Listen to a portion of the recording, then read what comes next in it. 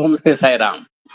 భగవాన్ దివ్యశ్రీ తిరునాళ్ళకు హృదయపూర్వకమైన అభివాదాలు చేసుకుంటూ, అహం సత్యబోధక చెన్నై దివ్య జ్ఞాన యజ్ఞము ధారావాహిక సత్సంగ కార్యక్రమాల్లో భాగంగా ఇప్పుడు శ్రీ గండికోట సుబ్రహ్మణ్య శాస్త్రి గారి గురించి మన ఆత్మీయ సోదరిమణి డాక్టర్ శ్రీమతి సుంకర సరస్వతి గారి యొక్క ప్రవచనము, ఆ తర్వాత సత్యసాయి వాహిని బై పి కోటేశ్వరరావు, సాయిరామ్, హైదరాబాద్. ఓం శ్రీ సాయిరామ్. శ్రీమతి సుంకర సరస్వతి గారు, సాయిరామ్. ఓం శ్రీ సాయిరామ్. ఓం సాయీశ్వరాయ విద్మహే సత్యదేవాయ ధీమహి తన్నః సర్వా ప్రచోదయాత్. సర్వదేవతాతీత స్వరూపులు భగవాన్ శ్రీ సత్యసాయి బాబా వారి దివ్య చరణారవిందములకు సుపుష్ప భరిత హస్తములతో నమస్కరించుకుంటున్నాను. ప్రశాంత నిలయంలో కానీ, సమితి భజనలో కానీ, భజన మండలిలో కానీ ఏ శుభ కార్యక్రమం జరిగినప్పటికీ కూడా స్వామి భక్తులు సాయి గాయత్రిని స్మరిస్తారు, పఠిస్తారు. ఒక 10 రోజుల క్రితమే యావత్ ప్రపంచంలో ఉన్నటువంటి కొన్ని కోట్ల స్వామి భక్తులు అందరం కూడా కలిసి సుమారు 30 నిమిషములు ఒకే సమయమున సాయి గాయత్రి మంత్ర పఠనముతో యావత్ ప్రపంచమును ఆధ్యాత్మిక శక్తి తరంగాలను మనము పంపించాం. అయితే ఇట్టి సాయి గాయత్రి ద్రష్ట ఎవరు రచించారు, వారి గురించి కొన్ని నిమిషములు చెప్పుకునుట మన కర్తవ్యము, మన ధర్మము అనిపించి మన గురువు గారిని కోరిన తడవునే ఈ అద్భుత అవకాశమును, వేదికను, సమయమును ఇచ్చినటువంటి మన గురు దంపతులు శ్రీమతి మరియు శ్రీ వరలక్ష్మీనారాయణులకు కృతజ్ఞతాంజలు తెలియజేసుకుంటున్నాను. సాయి సోదర సోదరీమణులకు అందరికీ కూడా హృదయపూర్వక సాయిరాం. తెరువనక నుండి బలరాముడు, కృష్ణుడు, సుభద్రుల వలె కార్యక్రమం అంతా కూడా కనిపించకుండా నడిపించేటువంటి మన కోటేశ్వరరావు సాయిరాం గారికి, పార్థసారథి సాయిరాం గారికి, పద్మాబయ్యన సాయిరాం గారికి సునమస్సులు తెలియజేసుకుంటున్నా. విషయానికి వస్తే, శ్రీ సత్యసాయి గాయత్రి మంత్రమును మనకు ప్రసాదించినటువంటి పుణ్యశీలి శ్రీ గండికోట సుబ్రహ్మణ్య శాస్త్రి గారు. వీరి గురించి స్వామివారు చాలా అద్భుతంగా చెప్పారు. ఎందుకంటే వీరి కంట్రిబ్యూషన్ అటువంటిది, వేద ఉద్ధరణకు, ధర్మ రక్షణకు కూడా.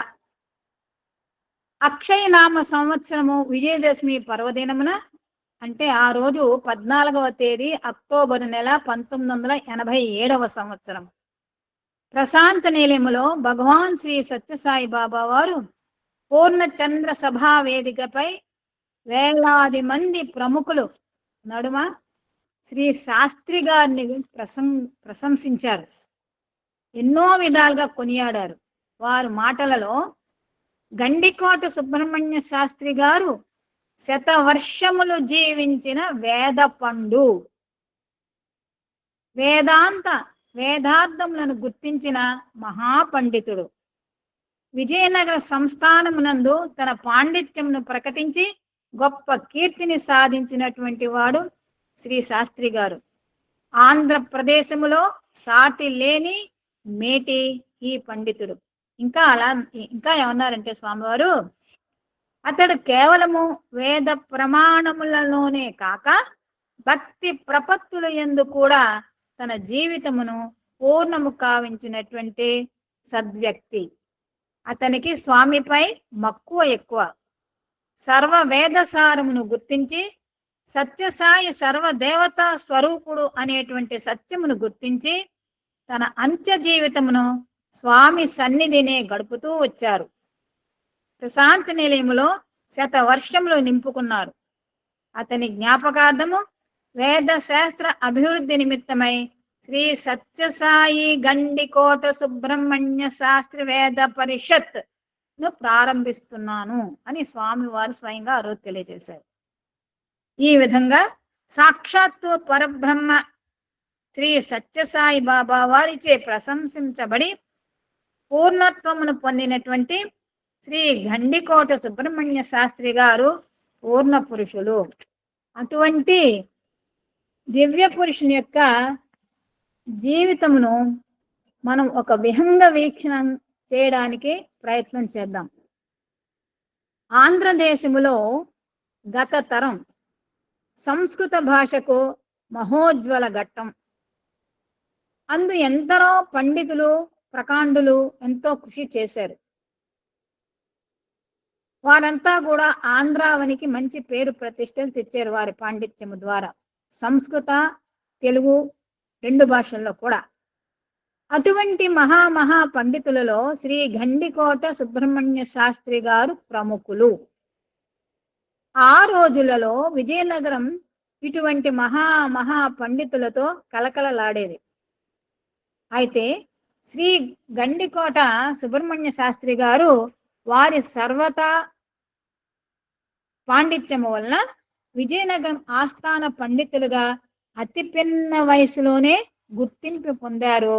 ఆ పాండిత్యమునకు పేరు ప్రతిష్టలకు ఎంతో పొంగిపోయారు ఆనాటి రాజులు. ఇక వారి జననం గురించి ఒక్కసారి తెలుసుకుంటే, వీరు కోనసీమలో గల నరేంద్రపురము అనేటువంటి గ్రామంలో 14వ తేదీ సెప్టెంబర్ నెల 1895వ సంవత్సరములో కృష్ణాష్టమి పర్వదినమున జన్మించారు. వీరి మాతృమూర్తి శ్రీమతి సుబ్బమ్మ గారు. వీరి పితృదేవులు శ్రీ గండికోట లక్ష్మీనారాయణ దీక్షితులు గారు. ఈ పుణ్య దంపతులు చేసినటువంటి పుత్రకామేష్టికి ఫలితముగా శ్రీ శాస్త్రి గారు జన్మించారు. వీరు చిన్నప్పటి నుండి కూడా మాతృదేవో భవ పితృదేవో భవ అన్నటువంటి నానుడికి ధీటుగా తల్లిదండ్రుల సేవలు చేసి తరించినటువంటి పుణ్యమూర్తి. ఈ బాలమేధావి అతి బాల్యములోనే శ్రీకృష్ణ యజుర్వేదము, పూర్వోత్తర మీమాంసములు, శ్రౌతము, వ్యాకరణ శాస్త్రములు, అలంకార శాస్త్రములు అధ్యయనం చేశారు. ఇవి వీరి ప్రజ్ఞతకు నిదర్శనలో పరాకాష్ట. సంస్కృతంలోని శ్లోక నిఘంటువులన్నీ కూడా వీరికి కంఠస్థమే. ధర్మశాస్త్రము, పురాణ ఇతిహాసములో అపార పాండిత్యం పొందారు. అయితే వీరి గురువుల గురించి కూడా కొంత మనం తెలుసుకోవాలి. సుప్రసిద్ధ పండితులు శ్రీ శ్రీపాద విశ్వనాథ శాస్త్రి గారు, పరమహంస పరివ్రాజకాచార్య సదానంద తీర్థస్వామి, ఇటువంటి మహాపురుషులు అన్నిటినీ మించి అందరినీ మించి వీరి తండ్రి గారు శ్రీ గండికోట లక్ష్మీనారాయణ దీక్షితులు కూడా వీరికి గురుదేవులు. ఇటువంటి శాస్త్రి గారు వారి యొక్క అపార పాండిత్యములకు అనుగుణంగా అనేక సంస్థలలో పండిత పదవులు నిర్వర్తించారు. ప్రప్రథమముగా వారి మాతృభూమి శ్రీ నరేంద్రపురములో సుబ్రహ్మణ్య భారతి సంస్కృత కళాశాలకు ప్రధాన ఉపాధ్యాయుడిగా 6 సంవత్సరాలు పనిచేశారు. అనంతరము 1929 నుండి 1951 అంటే 22 సంవత్సరములు విజయనగర సంస్థానములో ఆస్థాన పండితులుగా ఉన్నారు. ఆ కాలంలోనే వీరిని సింహాచలం పుణ్యక్షేత్రం అక్కడ ఉన్నటువంటి సంస్కృత కళాశాలలో వేదార్థ పండితులుగా నియమించబడ్డారు. అంతేకాదు, ఈనాడు మనం పివిజి రాజు అని చెప్పుకుంటాం కదా, వారి అసలు పేరు శ్రీ పూసపాటి విజయరామ గణపతి రాజు. అటువంటి గొప్ప వ్యక్తికి చిన్నతనములోనే ఈ శాస్త్రి గారిని సంస్కృతాచార్యునిగా అప్పటి ప్రభుత్వం వారు నియమించారు. వీరు సంస్కృతము తెలుగు భాషలో కూడా గొప్ప రచయిత, వక్త, కవి. వీరు అతి పిన్న వయసులోనే అంటే 25 సంవత్సరాల వయసు ప్రాంతంలోనే ఉన్నప్పుడు శ్రీమద్ వాల్మీకి రచించినటువంటి రామాయణంకు వ్యాఖ్యానము రాశారు. దానికి వీరు సుబోధిని అని పేరు పెట్టారు. ఇది 1929వ సంవత్సరంలో మెడ్రాస్లో ప్రచురించబడింది. తర్వాత వీరు పదవి విరమణ చేసిన తర్వాత గోస్తని నదీ తీరంలో ఉన్నటువంటి జుత్తిగా మరియు నత్తా రామేశ్వరము అనేటువంటి పుణ్యస్థలములలో నివసించేవారు. ఆ రోజు వాయు పురాణములో ఉన్నటువంటి గోస్తని మహాత్మ్యమును 700 శ్లోకములను తెలుగులోనికి అనువదించారు. తర్వాత జుత్తిగా నత్త రామేశ్వరం ఫేమస్ టెంపుల్స్ అండి ఈ వెస్ట్ గోదావరిలో. ఆ గుడిలో ఉన్నటువంటి ఆ ఆరాధ్య దైవం యొక్క మహాత్మ్యములను కూడా చాలా అద్భుతంగా వర్ణించారు. అంతేకాకుండా నత్త రామేశ్వరం దేవాలయాన్ని పునరుద్ధరించారు కూడా మరికొంతమంది పండితులతోనూ పౌరాణికుల సహాయ సహకారములతో. అంతేకాదు రాతిలో చెక్కినటువంటి పురాతన శాసనములను రాగి రేఖలపై రాసిన పురాతన లిపికి అర్థాలను విశదీకరించారు. మరొక గొప్ప విషయం, ఈ దేవాలయముల నిర్వహణలో ఆగమ శాస్త్రానుసారము ధర్మకర్తలు పూజారులు తమ తమ కర్తవ్యాలను బాధ్యతలను ఏ విధంగా నిర్వర్తించాలి అనేటువంటి విషయాన్ని ఒక పుస్తకం రచించి ఆయన దగ్గరే పెట్టుకోలేదు, లైబ్రరీలో ఇవ్వలేదు. దాన్ని ఎవరికి ఇచ్చారంటే న్యాయస్థానమునకు అందించారు. ఎందుకంటే ఏ మాత్రం తేడాలు వచ్చినా కానీ న్యాయస్థానమే ఈ రోజు ఎన్నో తేడాలు వస్తున్నాయి, అన్నిటినీ కూడా న్యాయస్థానంలోనే సెటిల్ అవుతున్నాయి కదా. సో సుబ్రహ్మణ్య శాస్త్రి గారు వంటి మహామహులు రచించినటువంటి ఆగమ శాస్త్ర విధి విధానములను అటువంటి పుస్తకంలో పొందుపరిచారనమాట. తర్వాత వీరు 1929 సంవత్సరంలోనే విజయనగర మహారాణి ఆజ్ఞ తీసుకుని శ్రీ విద్వేశ్వరి సపర్యాకల్పము అనేటువంటి గ్రంథమును, తర్వాత దీంట్లో 210 శ్లోకాలు సంస్కృత భాషలోనే ఉన్నాయట. 1934 సంవత్సరంలో శ్రీ లక్ష్మీ నరసింహస్వామి వారిని, తర్వాత అమృతవల్లి దేవిని కూడా కొన్ని కృతులు రచించి స్తుతించి మధురంగా పాడారు కూడా. తర్వాత విజయాభరణము అనేటువంటి కావ్యమును ఆసుగా చెప్పారు. ఎప్పుడంటే పివిజి రాజు గారు విజయనగర ఆస్థానాధీశునిగా పట్టాభిషేకం జరిగిన రోజున, అంటే 1946 సంవత్సరంలో. తర్వాత వీరు తమ 23వ ఏట నుండే కూడా అనేక వ్యాస రచనలు చేస్తూ ఉండేవారు. కాశీ అంటే గొప్ప గొప్ప పండితులు ఉండేటువంటి ప్రదేశం.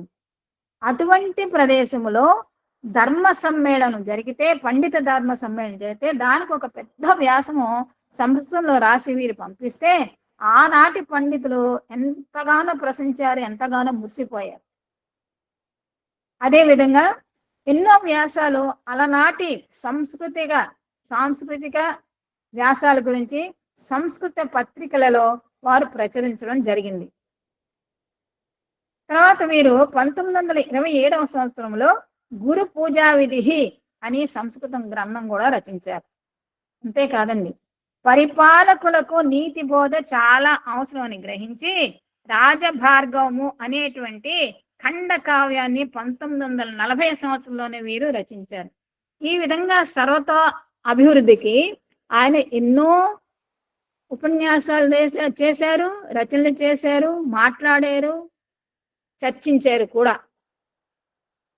వీరు సంస్కృత భాషలో అనర్గళంగా ఉపన్యసించగలిగినటువంటి వక్త. అంతేకాదు వీరి ఉపన్యాసాలు మంచి పదగుంబనంతో ఉంటాయన్నమాట, ఆన్ ది స్పాట్ చెప్పేస్తారు. కాబట్టి అవి ప్రచురణకు చాలా వీలుగా ఉండేవి, ఇంకా మార్చక్కల లాంగ్వేజ్ని. విజయనగరంలో సంస్కృత కళాశాల ఉంది. ఆ కళాశాల యొక్క స్వర్ణోత్సవ సందర్భంగా ఆనాటి వైస్ ప్రెసిడెంట్ ఆఫ్ ఇండియా, తర్వాత ప్రెసిడెంట్ అయ్యారు, డాక్టర్ సర్వేపల్లి రాధాకృష్ణ గారు అధ్యక్షత వహించారు. అప్పుడు వీరు సంస్కృతంలో మహోన్నతంగా ఉపన్యసించారు.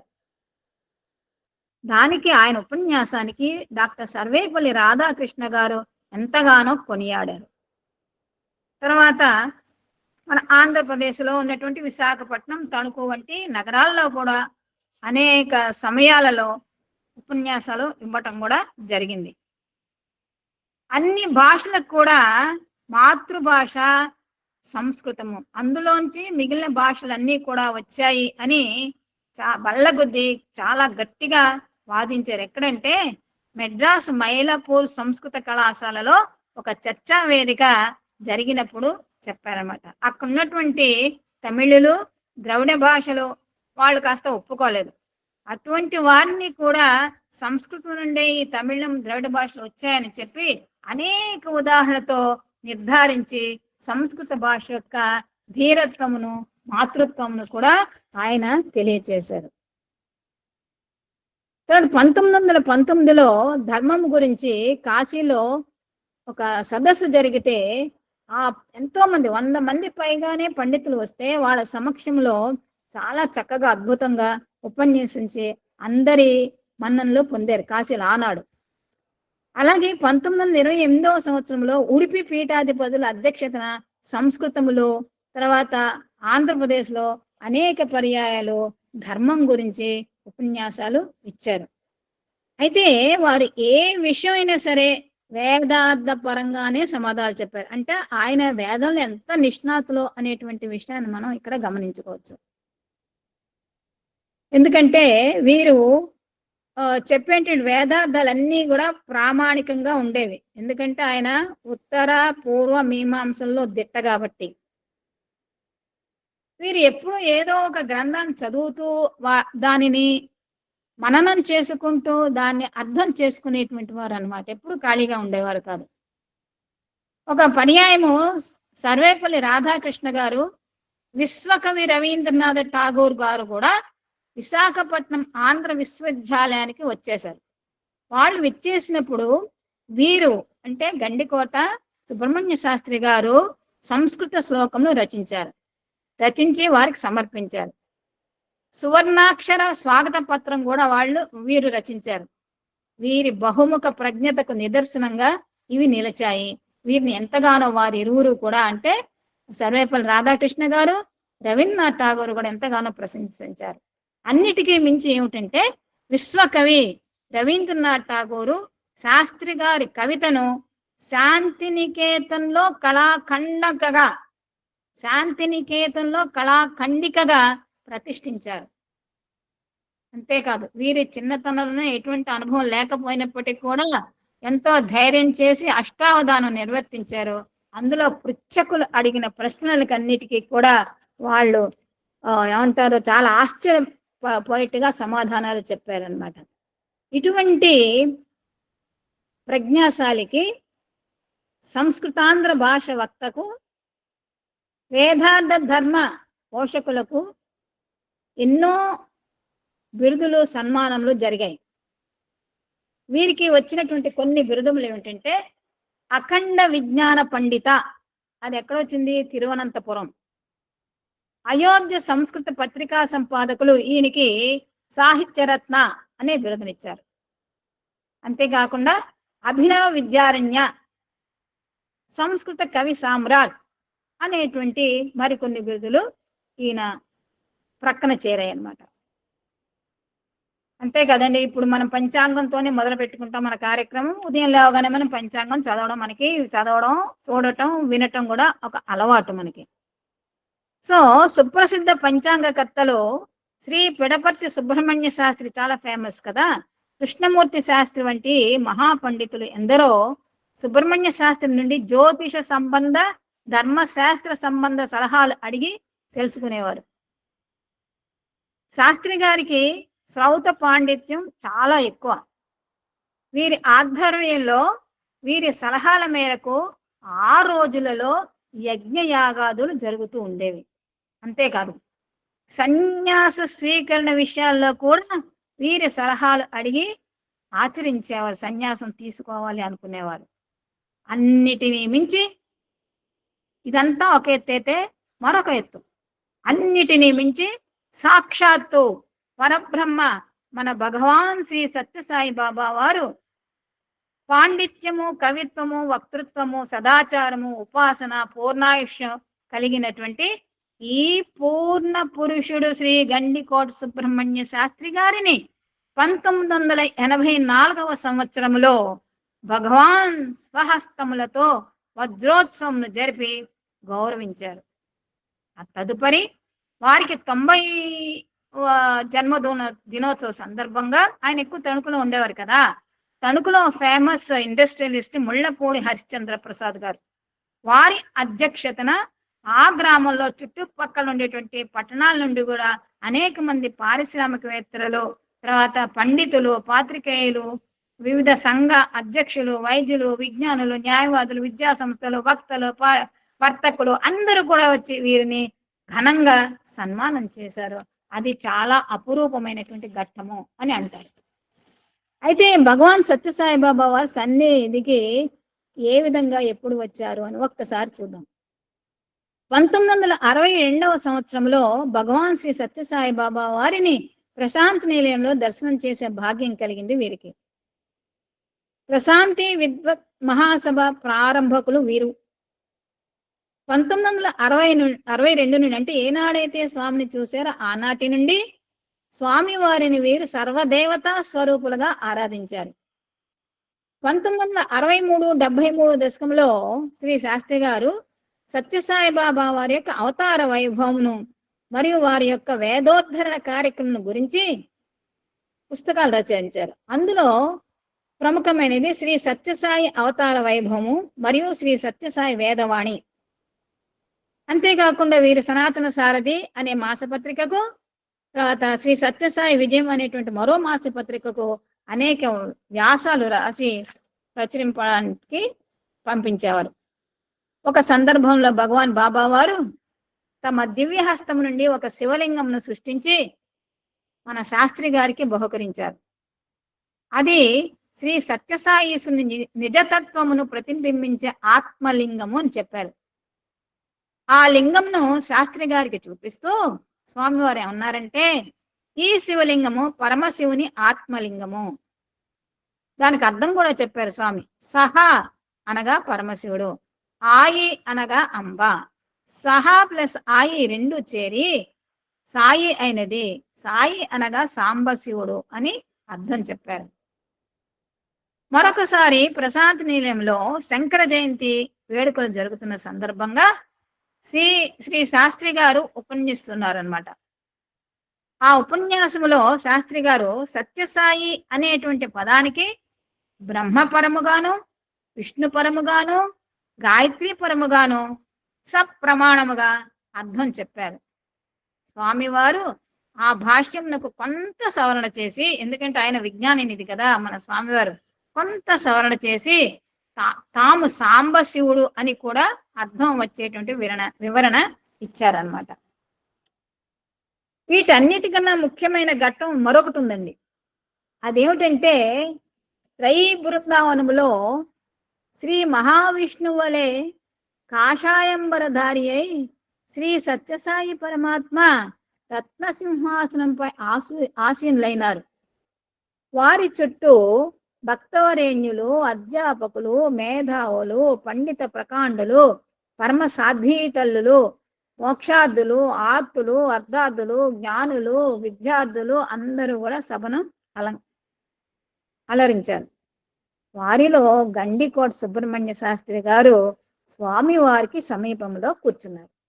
అప్పుడు స్వామివారు ఎంతో ఆప్యాయంగా కరుణా కటాక్ష వీక్షములో వీరిపై ప్రసరించి బంగారు అని సంబోధించి కొద్దిసేపు ప్రసంగించమని ఆదేశించారు. ఆ అమృత మాటలు శ్రీ శాస్త్రి గారి మేధస్సులో విద్యుల్లేఖయ్యి తళుక్కున మెరిసింది. ఫలితంగా సాయి గాయత్రి మంత్రదీప్తి దర్శనం అయ్యింది.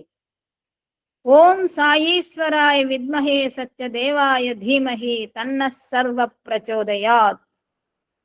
అప్రయత్నంగా వారి నోటి నుండి వెలువడింది స్వామి వారి కరుణా కటాక్షముల ద్వారా. ఈ మంత్రానికి ఋషి మరియు మంత్రద్రష్ట గండికోట సుబ్రహ్మణ్య శాస్త్రి గారు, అధిదేవత భగవాన్ శ్రీ సత్యసాయి బాబా వారే అని స్వామివారే నిర్ణయించి చెప్పారు. అయితే ఈ మంత్రార్థం ఏమిటయ్యా అంటే, శాస్త్రి గారు వివరించిన విషయం, శ్రీ సత్యసాయి సాక్షాత్తు భగవంతుడని, పరమేశ్వరుడని గురువుల ద్వారా, శృతి స్మృతి శాస్త్రముల ద్వారా తెలుసుకున్నాను. పరమేశ్వరుడైనటువంటి శ్రీ సత్యసాయి భగవాన్ నా యొక్క బుద్ధిని సదా ఆలోచనల యందు, సత్కర్మల ఆచరణ యందు ప్రేరేపించమని ప్రార్థిస్తున్నాను. శ్రీ సత్యసాయి మూర్తిని సత్య స్వరూపునిగా, సర్వదేవతా స్వరూపునిగా, సర్వ జగత్ వ్యాపకునిగా నా హృదయములో మనఃపూర్వకముగా ధ్యానించుచున్నాను అని అధ్వాని చెప్పేవారు మనకి తెలియచేశారు. తర్వాత ఒక సమయంలో స్వామివారు ఏం చెప్పారంటే వీరి గురించి, అనంతమైన అమృతమైన హృదయం కలవాడు శాస్త్రి కనుక ఇతనికి అమృతత్వానికి అధికారం ఉన్నది. అందుచేత అతని ఆదర్శాలను, సద్గుణములను, వేదార్థములను విరివిగా చాటి వేద ప్రమాణములను ప్రాధాన్యతను ఆధారముగను భారతీయులు అనుసరించి ప్రాచీనమైన వేద సంస్కృతిని పునరుద్ధరింపచేసి తిరిగి మన భారతదేశము నాకు ప్రాచీన వైభవముతో రూపొందేలా నేను ఆశిస్తున్నాను అని స్వామివారు తెలియజేశారు. భగవాన్ శ్రీ సత్యసాయి బాబా వారి అవతార లక్ష్యములలో అతి ముఖ్యమైన అంశము వేదోద్ధరణ. అయితే ఈ వేదోద్ధరణ కృషిలో పాలు పంచుకుని, ధర్మస్థాపనలో కూడా పాలు పంచుకుని, ప్రత్యక్షంగా భగవాన్ బాబా వారి ప్రశంసలను పొంది స్వామివారి సేవలో తమ జీవితం సార్థకం చేసుకున్నటువంటి శ్రీ గండికోట సుబ్రహ్మణ్య శాస్త్రి గారు అమరులు, కారణ జన్ములు. శతవర్షములు జీవించిన వీరు అక్షయనామ సంవత్సర ఆశ్వీయుజ శుద్ధ పాడ్యమి నాడు, అంటే మనకి నవరాత్రులు, శరన్నవరాత్రులు ప్రారంభమయ్యేటువంటి రోజు అన్నమాట. ఆ రోజు శన్యుషస్సునందు ప్రశాంతి నిలయములో బ్రహ్మ సాయుధ్యమును తమ 93వ ఏట పొందారు. ఆ రోజు తారీఖు 4 అక్టోబరు 1987. వీరు తమ పుత్రుడు శ్రీ గండికోట వెంకట సుబ్బారావు గారి చేతులలో తమ తనువును చాలించి తన కుమారునికి పితృణం తీర్చుకునేటువంటి భాగ్యాన్ని ప్రసాదించారు. అన్నిటిని మించి ఈ అమృతమూర్తికి స్వామి చివరగా చేసినటువంటి పురస్కారం, గౌరవం ఒక్కసారి చూద్దాం. స్వామివారు స్వయముగా పూనుకొని శ్రీ శాస్త్రి గారి అంత్యేష్టిని ప్రఖ్యాత ఘనాపాటి శ్రీ చెరుకుమిల్లి రామావధానులు గారి వేద మంత్ర పఠనాదులతో శాస్త్రి గారి పెద్ద కుమారుడు శ్రీ గండికోట వెంకట సుబ్బారావు గారిచే అంత్యేష్టిని జరిపించారు. సంస్కృత వాంగ్మయ ఆకాశములో ఒక ధృవతార రాలిపోయింది. బహుముఖ ప్రజ్ఞాశాలి ప్రాచీన తరం సంస్కృత పండితులలో ఒక నాయకరత్నం కనుమరుగైపోయిందన్నారు స్వామి. స్వామి వారు ఇంకా ఏమన్నారంటే వారి గురించి, శాస్త్రి గారి జీవితం చాలా ఆదర్శవంతమైనది. వారు మొదట వైదిక, శ్రౌత, స్మార్త కర్మకాండలలో మునిగి తేలారు. తరువాత భక్తి, ఉపాసనలతో ఉండేవారు. చివరి భాగంలో జ్ఞాన వైరాగ్యంలో అనేటువంటి భావంతో నిరంతరం కాలక్షేపం చేసి జీవిత సాఫల్యం పొందినటువంటి ధన్యులు అని చెప్పారు. చివరిగా శ్రీ సత్యసాయి గండికోట సుబ్రహ్మణ్య శాస్త్రి వేద శాస్త్ర పరిషత్ స్థాపించారు కదా స్వామివారు 1987లో. అది ఎప్పుడు స్థాపించారంటే కరెక్ట్గా ఆయన 4వ తారీఖు పరిబంధిస్తే కరెక్ట్గా 14వ తారీఖు, అంటే 11వ రోజున అనమాట. ఆయన 11వ రోజున మరణించిన 11వ రోజున ఈ దీన్ని అంటే శ్రీ సత్యసాయి గండికోట సుబ్రహ్మణ్య శాస్త్రి వేద శాస్త్ర పరిషత్ ని ప్రారంభించారన్నమాట 11వ రోజే. ఎంత ఇదిగా స్వామివారు మరి మన గండికోట సుబ్రహ్మణ్య శాస్త్రికి రుణం తీర్చుకున్నారో, ఆయన ఏ విధంగా ఎంత ఇదిగా సత్కరించారనేటువంటి ఈ ఒక్క విషయంలో మనకు తెలుస్తుందండి. తర్వాత ఇదేమో 2003వ సంవత్సరంలో ఒక పుస్తకాన్ని ప్రచురించింది ఈ వేద పరిషత్తు. ఏమిటంటే ఆ పుస్తకం పేరు సాయి వేద భారతి. సాయిరామ్ అక్కగారు కంక్లూడ్ చేయండి. అయిపోయిందండి, చివరికి వచ్చేసాను. చివరి ఒక్క నిమిషం. సాయి వేద భారతి అని ప్రచురించట. మన అహం సత్య బోధక 5 సంవత్సరంలో ఆధ్యాత్మిక సోపాలను అద్రోహిస్తూ 6వ సంవత్సరంలో అడుగుబడే ముందు రామాయణ, భాగవత, భగవద్గీత, ఏకాదశి, రుద్ర పారాయణ, గానామృతం వంటి ప్రత్యేక సత్సంగములను నిర్వహిస్తూ ప్రపంచవ్యాప్త నిత్యము స్మరించి పఠించే సాయి గాయత్రి మంత్రద్రష్ట శ్రీ గండికోట సుబ్రహ్మణ్య శాస్త్రి గారి దివ్య జీవితంలో కొన్ని అంశములు, ముఖ్యముగా స్వామివారి ప్రశంసలు తెలుసుకునే అవకాశం ప్రసాదించినటువంటి స్వామివారికి వందనములు. వేదికను అనుమతును ఇచ్చినటువంటి మన గురువులు శ్రీమతి శ్రీ మల్లెల వరలక్ష్మి నారాయణ దంపతులతో కృతజ్ఞతలు. తర్వాత విన్నటువంటి సహా శ్రోతలందరికీ కూడా ప్రేమపూర్వక హృదయపూర్వక సాయిరామ్. తెర వెనుక నుండి నడిపించినటువంటి వారి ముగ్గురికి కూడా కృతజ్ఞతలు. Sairam. Thank you very much. ఓం శ్రీ సాయిరామ్. ఓంకార బీజ రూపాయ సర్వేశాయ జగత్పతే ప్రథమాయ నమస్తుభ్యం శ్రీ సత్య సాయి గణాధిప. అహం సత్యబోధక చెన్నై. ఇప్పుడు దివ్యజ్ఞాన యజ్ఞంలో భాగంగా ధారావాహిక కార్యక్రమం శ్రీ సత్యసాయి వాహిని. దాంట్లో మనం ఇప్పుడు 7వ చాప్టర్లో మనం ఉన్నామండి. ఈ 7వ చాప్టరు మీరుగానే ఉండవలను అనేటువంటిది చాప్టరు. అంతకుముందు మనం మీ యొక్క సత్య దర్శనాన్ని చేసుకోండి అని చెప్పారు. అందరికీ ఒకటి వేశారు, ముందర మీ సత్యాన్ని ముందర తెలుసుకోండి, మీరెవరో మీరు తెలుసుకోండి అనేటువంటి భాగంతో మనకు గత ఎపిసోడ్లో పూర్తయింది. అంటే మీరందరూ కూడా ఆత్మస్వరూపులు అనబడుతున్నారు కాబట్టి మీ యొక్క ఆత్మ దర్శనం కోసం మీరు తహతహలాడాలి, మీరు ఆత్మ దర్శనం చేసుకోవాలి అనేటువంటిది గురువు గారు మనకు స్వామి మన సంకేతాన్ని ఇచ్చారు. ఇప్పుడు అక్కడి నుంచి ప్రారంభమవుతుంది 7వ చాప్టరు. మీరుగానే ఉండవలెను. అట్లు అందరి ఆత్మతత్వమును దర్శించిన వాడు అన్యమతములను దూషించడు.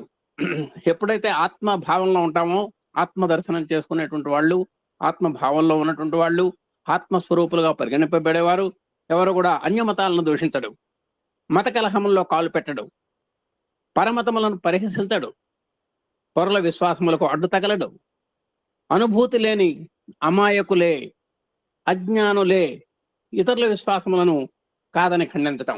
ఎవరైనా సరే ఆత్మవివేచన చేసేవారు ఎవరు పరమత దానికని పర దూషణకు వెళ్ళరు. మరి ఎవరు వెళ్తారంటే అమాయకులు, అజ్ఞానులు.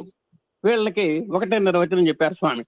ఆహారము, నిద్ర, భయ, మైథునము, ఈ 4 మాత్రమే మా యొక్క జీవిత పరమ లక్ష్యము అని ఎవరైతే అనుకుంటారో వాళ్ళంతా కూడా అమాయకులు, వాళ్ళంతా కూడా అజ్ఞానులు. అలాంటి వాళ్ళు ఏం చేస్తారట, ఇతరుల విశ్వాసములను కాదని ఖండించడం. వాళ్ళు ఏది చెప్పినా సరే ముందర కాదంట వీళ్ళకి ధర్మం. తర్వాత మత కలహములు ప్రోత్సాహపరచడం, మరి మతాల మధ్య చిత్తు ద్రేపటం, వారి ఆరాధనా పద్ధతులను పరిహరించడం, మూఢనమ్మకాలని మూలగటం ఇత్యాది దుర్బుద్ధులు మానవ మాతృలకు తగనివి. కాబట్టి ఆత్మ వివేచన వారు అన్య విషయాల్లో జోక్యం చేసుకోరు. అజ్ఞానులు, అమాయకులు మాత్రమే లేనిపోని ఆటోపం పెట్టుకొని లేనిపోని భేషజంతో ఇతర విషయాల్లో జోక్యం చేసుకుంటారు. ఇది మానవ మాతృలకు తగనిది. ఎవరి విశ్వాసములు వారికి ఆనందమును అందించును. ఏ మతం వాళ్ళు ఆ మతం పరమైనటువంటి విశ్వాసాల్లో ఉంటారు, అది వారికి ఆనందం. స్థూలంగా మన శాస్త్రాలను ఏం చెబుతున్నాయంటే ఏకం సత్విప్రాహ బోధ వదంతి. మనం ఎప్పటి నుంచో చెప్పుకుంటున్నాం. ఆ సత్యం అనేటువంటిది ఒకటే, సత్పదార్థం ఒకటే, రకరకాలుగా చెప్పుకుంటారని చెప్పుకున్నాం. భగవంతుడు ఒక్కడే, వారు వేరు విధాలుగా చెప్పుకుంటారు అని చెప్పుకున్నాం. ఒకే పదార్థమును ఒక్కొక్కరు ఒక్కొక్క విధముగా దర్శించరు, వర్ణించరు. దీనిని కాదనగలవారు ఎవరు లేరు, ఎవరికి అధికారం లేదు. కాబట్టి భగవంతుడు అనేటువంటి వాడు ఒకటైనప్పటికీ ఒకడు రాముడు అనొచ్చు, ఒకళ్ళు కృష్ణుడు అనొచ్చు, ఒకళ్ళు క్రీస్తు అనొచ్చు. ఆ విధంగా అంటంలో తప్పు లేదు, వాళ్ళకి అధికారం ఉన్నది. ఇక తర్వాత పాయింట్, ఇప్పటి వరకు మనం ఆత్మ భావన, దేహ భావన కలిగినటువంటి వాళ్ళ గురించి చెప్పుకున్నాం. సమత్వం కోరేటువంటి వాళ్ళ సంగతి మనం చెప్పుకోబోతున్నాం. సమత్వమును పొందగోరు వారు పరహింసకు ప్రాకులాడకుండు వారు. పరులను బాధించే వారికి హిందుత్వ శబ్దము సార్థకము కాదు. కాబట్టి సమత్వం అంటే వేదవిధుడైనటువంటి బ్రాహ్మణుని యందును, గోమాత యందును, కుక్క యందును, కుక్క మాంసం భక్షించే వారి యందును ఎవరైతే సమదృష్టి కలిగి ఉంటారో వాళ్ళు సమదర్శనంలో అని చెప్పారు. వాళ్ళు సమత్వం కలవారు అని చెప్పుకున్నాం మనం. అలాంటి వాళ్ళు దేనికోసం కూడా పాకులాడరు వాళ్ళు. అలా అసలు ఆ విధంగా కాకపోతే అసలు హిందూ శబ్దానికి వాళ్ళు సార్థకం లేదు. అంటే హింసకు దూరంగా ఉండేవాళ్ళని చెప్పుకున్నాం మనం. ప్రేమతో హృదయములు కత్తుకొని ఆలింగనము గావించుకున్న ఆత్మతత్వమును ఏకత్వముగా భావించే భారతీయుల యొక్క పరమార్థము. మన యొక్క ఎయిమ్ ఏమిటంటే ఎవరైనా సరే ప్రేమతోటి లవాల్ సర్వాల్ అనేటువంటి సూత్రంతో మనం అందరినీ కూడా ప్రేమగా చూడాలి, ప్రేమగా ఆలింగనం చేసుకోవాలి. అలా ఆలింగనం చేసుకోగలిగినటువంటి పరిస్థితి వస్తేనే దాంట్లో ఒక ఏకత్వం ఉన్నది. ఆ ఏకత్వ భావంలోనే మన భారతీయ పరమార్థం వెళ్లి విరుస్తోంది అని చెప్తున్నారు. ఇట్టి సమత్వం గలవాడు ఏ భాషను ఉచ్చరించినను ఆత్మవిశ్వాసము అతని చిహ్నము. ఇక్కడ భాషా భేదాలు లేవు, ఏమీ లేవు. ఏ భాష అయినా ఇబ్బంది ఏం లేదు. ఒక ఆత్మవిశ్వాసం, అతనికి ఉన్నటువంటి ఆత్మవిశ్వాసమే దానికి సంకేతం. ఇదే భారతీయుని యొక్క ముఖ్య గుర్తు. అట్టి వారందరూ భారతీయుల సన్నిహితులే. ఆ విధమైనటువంటి భావన గల వాళ్ళంతా, అలాంటి వాడు భారతీయుడు, అలాంటి భావ సారూప్యం కలిగినటువంటి వాళ్ళంతా కూడా ఎవరైనా సరే వాళ్ళు భారతీయుల కింద లెక్కే, భారతీయుల యొక్క సన్నిహితులే. మానవుడు కేవలం భౌతిక పదార్థ రాశి అని చాటుతూ తమ ఉన్నతికర్తయు అనాత్మవాదమునే ఆధారము చేసుకుని ఉండిన జాతులు అనేకములు. చాలా మంది 84 కోట్ల జీవరాశుల్లో చాలా మంది అనాత్మ భావాన్ని కలిగి ఉన్నారు. అనాత్మ భావన అంటే చెప్పుకున్నాం, అనాత్మ అవిద్య, అజ్ఞానము. ఆ అజ్ఞానంలో బాగా కూరుకుపోయినటువంటి వాళ్ళంతా కూడా దేహమే ప్రధానము, ఈ దేహమే పరమ లక్ష్యము, పరమాత్మల సంగతి మర్చిపోయినారు వాళ్ళు. ఈ దేహాన్ని పరమార్థంగా భావించేటువంటి కేటగిరీస్ అవన్నీ కూడా. పాశ్చాత్య భాషలో మానవుడు విడనాడున్నది తన జీవుని, భారతీయ భాషలో మానవుడు విడనాడున్నది శరీరమును. చూడండి, పాశ్చాత్యంలో అంత్యకాలంలో చనిపోగానే వాళ్ళు జీవుడు లేచిపోయినాడు అంటారు. అంటే శరీరం ప్రధానం, శరీరమే ప్రధానం అనుకొని జీవుడిని కోల్పోయిన విడనాడున్నది తన జీవుని అంటారు. భారతీయ భాషలో మానవుడు విడనాడుతున్న శరీరమును, మనం ఆత్మస్వరూపం కాబట్టి దేహాన్ని చాలించాడు అంటాం, మనం జీవుణ్ణి చాలించారంటారు వరల్డ్. పాశ్చాత్యుడు తానొక శరీరమనియు తన యొక్క ఆత్మ ఉన్నదనియు తలంచును. చూడండి, తాను శరీరంగా భావిస్తాడు ఆయన, నాకు ఆత్మ ఉందంటాడు ఆయన. మనం ఏం చేస్తాము? భారతీయుల భావం అట్లా కాదు. తాను ఆత్మస్వరూపుడననియు తనకు ఒక శరీరం ఉన్నదనియు భావించును. మనం ఆత్మస్వరూపులుగా భావిస్తాము, వాళ్ళు శరీరమే స్వరూపులుగా భావిస్తారు. వాళ్ళు శరీర స్వరూపులు ఆత్మను వదిలేమనుకుంటారు వాళ్ళు. మనం ఆత్మస్వరూపులం కాబట్టి దేహాన్ని చాలించాము అనుకుంటాం మనం. ఈ రెండింటికి ఉన్నటువంటి తేడా, అపారమైనటువంటి భేదం ఉంది రెండింటికి కూడా. కాన భౌతిక సుఖము మున్నకు ఇసుక పునాదులపై నిర్మింపబడిన నాగరికతలన్నీయును కొలది కాలం మాత్రమే గెలిచి ప్రపంచమును ఉండేటువంటి ప్రపంచము నుండి అదృశ్యమును. కాబట్టి భౌతికవాదం శాశ్వతమైంది కాదు. ఎప్పటికైనా సరే అదే పేక మేడలాగా కుప్పకూలిపోవాల్సిందే. ఒక ఆత్మ భావనతో ఉంటే మాత్రమే అది స్థిరము, శాశ్వతము అని గుర్తుపెట్టుకోవాలి. అయితే భారతదేశం యొక్కయు భారతీయులను అనుసరించు దేశముల యొక్కయు నాగరికతలు నేటికి సజీవములై ఉండుటే కాక నూతనోజ్జీవన లక్షణములు కూడాను కనిపించుతున్నవి. ఆ విధంగా ఆత్మస్వరూపులుగా మనకు మనం భావించుకునేటువంటి భారతదేశము, ఆ భారతదేశాన్ని పోలినటువంటి ఇతర దేశాలు, వాళ్ళంతా కూడా ఆ దేశాల్లో నివసిస్తున్నటువంటి ఆత్మ భావనా పరులంతా కూడా ఇప్పటికి కూడా వాళ్ళు సజీవ కళతో ఉట్టిపడుతున్నారు. వాళ్ళకి ఎప్పటికప్పుడు కూడా నూతనోజ్జీవన లక్షణాలు, నవోన్మేషణమైనటువంటి ఆత్మ భావన లక్షణాలతో వాళ్ళు చక్కగా వికసిస్తున్నారు, వాళ్ళు అభివృద్ధి చెందుతున్నారు. ఇక అనుకరణ గురించి వచ్చాం. ఇతరులను ప్రవర్తింపకూడదు, చూడకూడదు. భారతీయులు జ్ఞప్తి యందు ఉంచుకోదగినటువంటి ముఖ్య విషయం ఇది. అనుకరణము నాగరికత కానేరదు. చాలా మంది అనుకరిస్తూ ఉంటాం. ఆహారాన్ని కానీ, ఆహార్యాన్ని కానీ, ధ్వనిని కానీ అనుకరణ జరుగుతూ ఉంటుంది. ఒక్కోసారి వాళ్ళని బట్టే వాళ్ళు తినది మనం తింటాం, అదొక ఆహారం. ఆహార్యం వాళ్ళ వేష భాషలే మనం వేసుకోవటం, అచ్చం ఫలాల్లాగా ఉన్నావయ్యా నువ్వు అంటుంటాం ఒక్కోసారి. తర్వాత ధ్వని అనుకరణ, నేరెళ్ళ వేణుమాధవ్ కానీ, సిల్వర్ స్టార్ ఇలాంటి వాళ్ళంతా కూడా రామారావు మాట్లాడినట్టు, ఘంటసాల పాడినట్టు, ఇంకా ఎవరో అబ్రహాం లింకన్ మాట్లాడినట్టు వాళ్ళు మాట్లాడి చూపిస్తారు. నిజంగా అబ్రహాం లింకన్ వచ్చి మాట్లాడాడేమో అనిపిస్తుంది, నిజంగా ఘంటసాల వచ్చి పాడాడేమో అనిపిస్తుంది. ఆ విధంగా అనుకరణ చేస్తారు. ఈ అనుకరణ అనేటువంటిది శాశ్వతం కాదు. ఇది కేవలం ఆనంద కళే తప్ప ఇది శాశ్వతం కాదు. అది పిరికితనమునకు చిహ్నము. ఒకవేళ ఎవడైనా అనుకరిస్తే అది పిరికితనానికి కేవలం సంకేతం, పురోగమన సాధకము కాదు. నిజమునకు అది మానవుని అధోగతికి కొనిపోవుటకు రాచపాట. కాబట్టి మనం ఎవరిని అనుకరించకూడదు.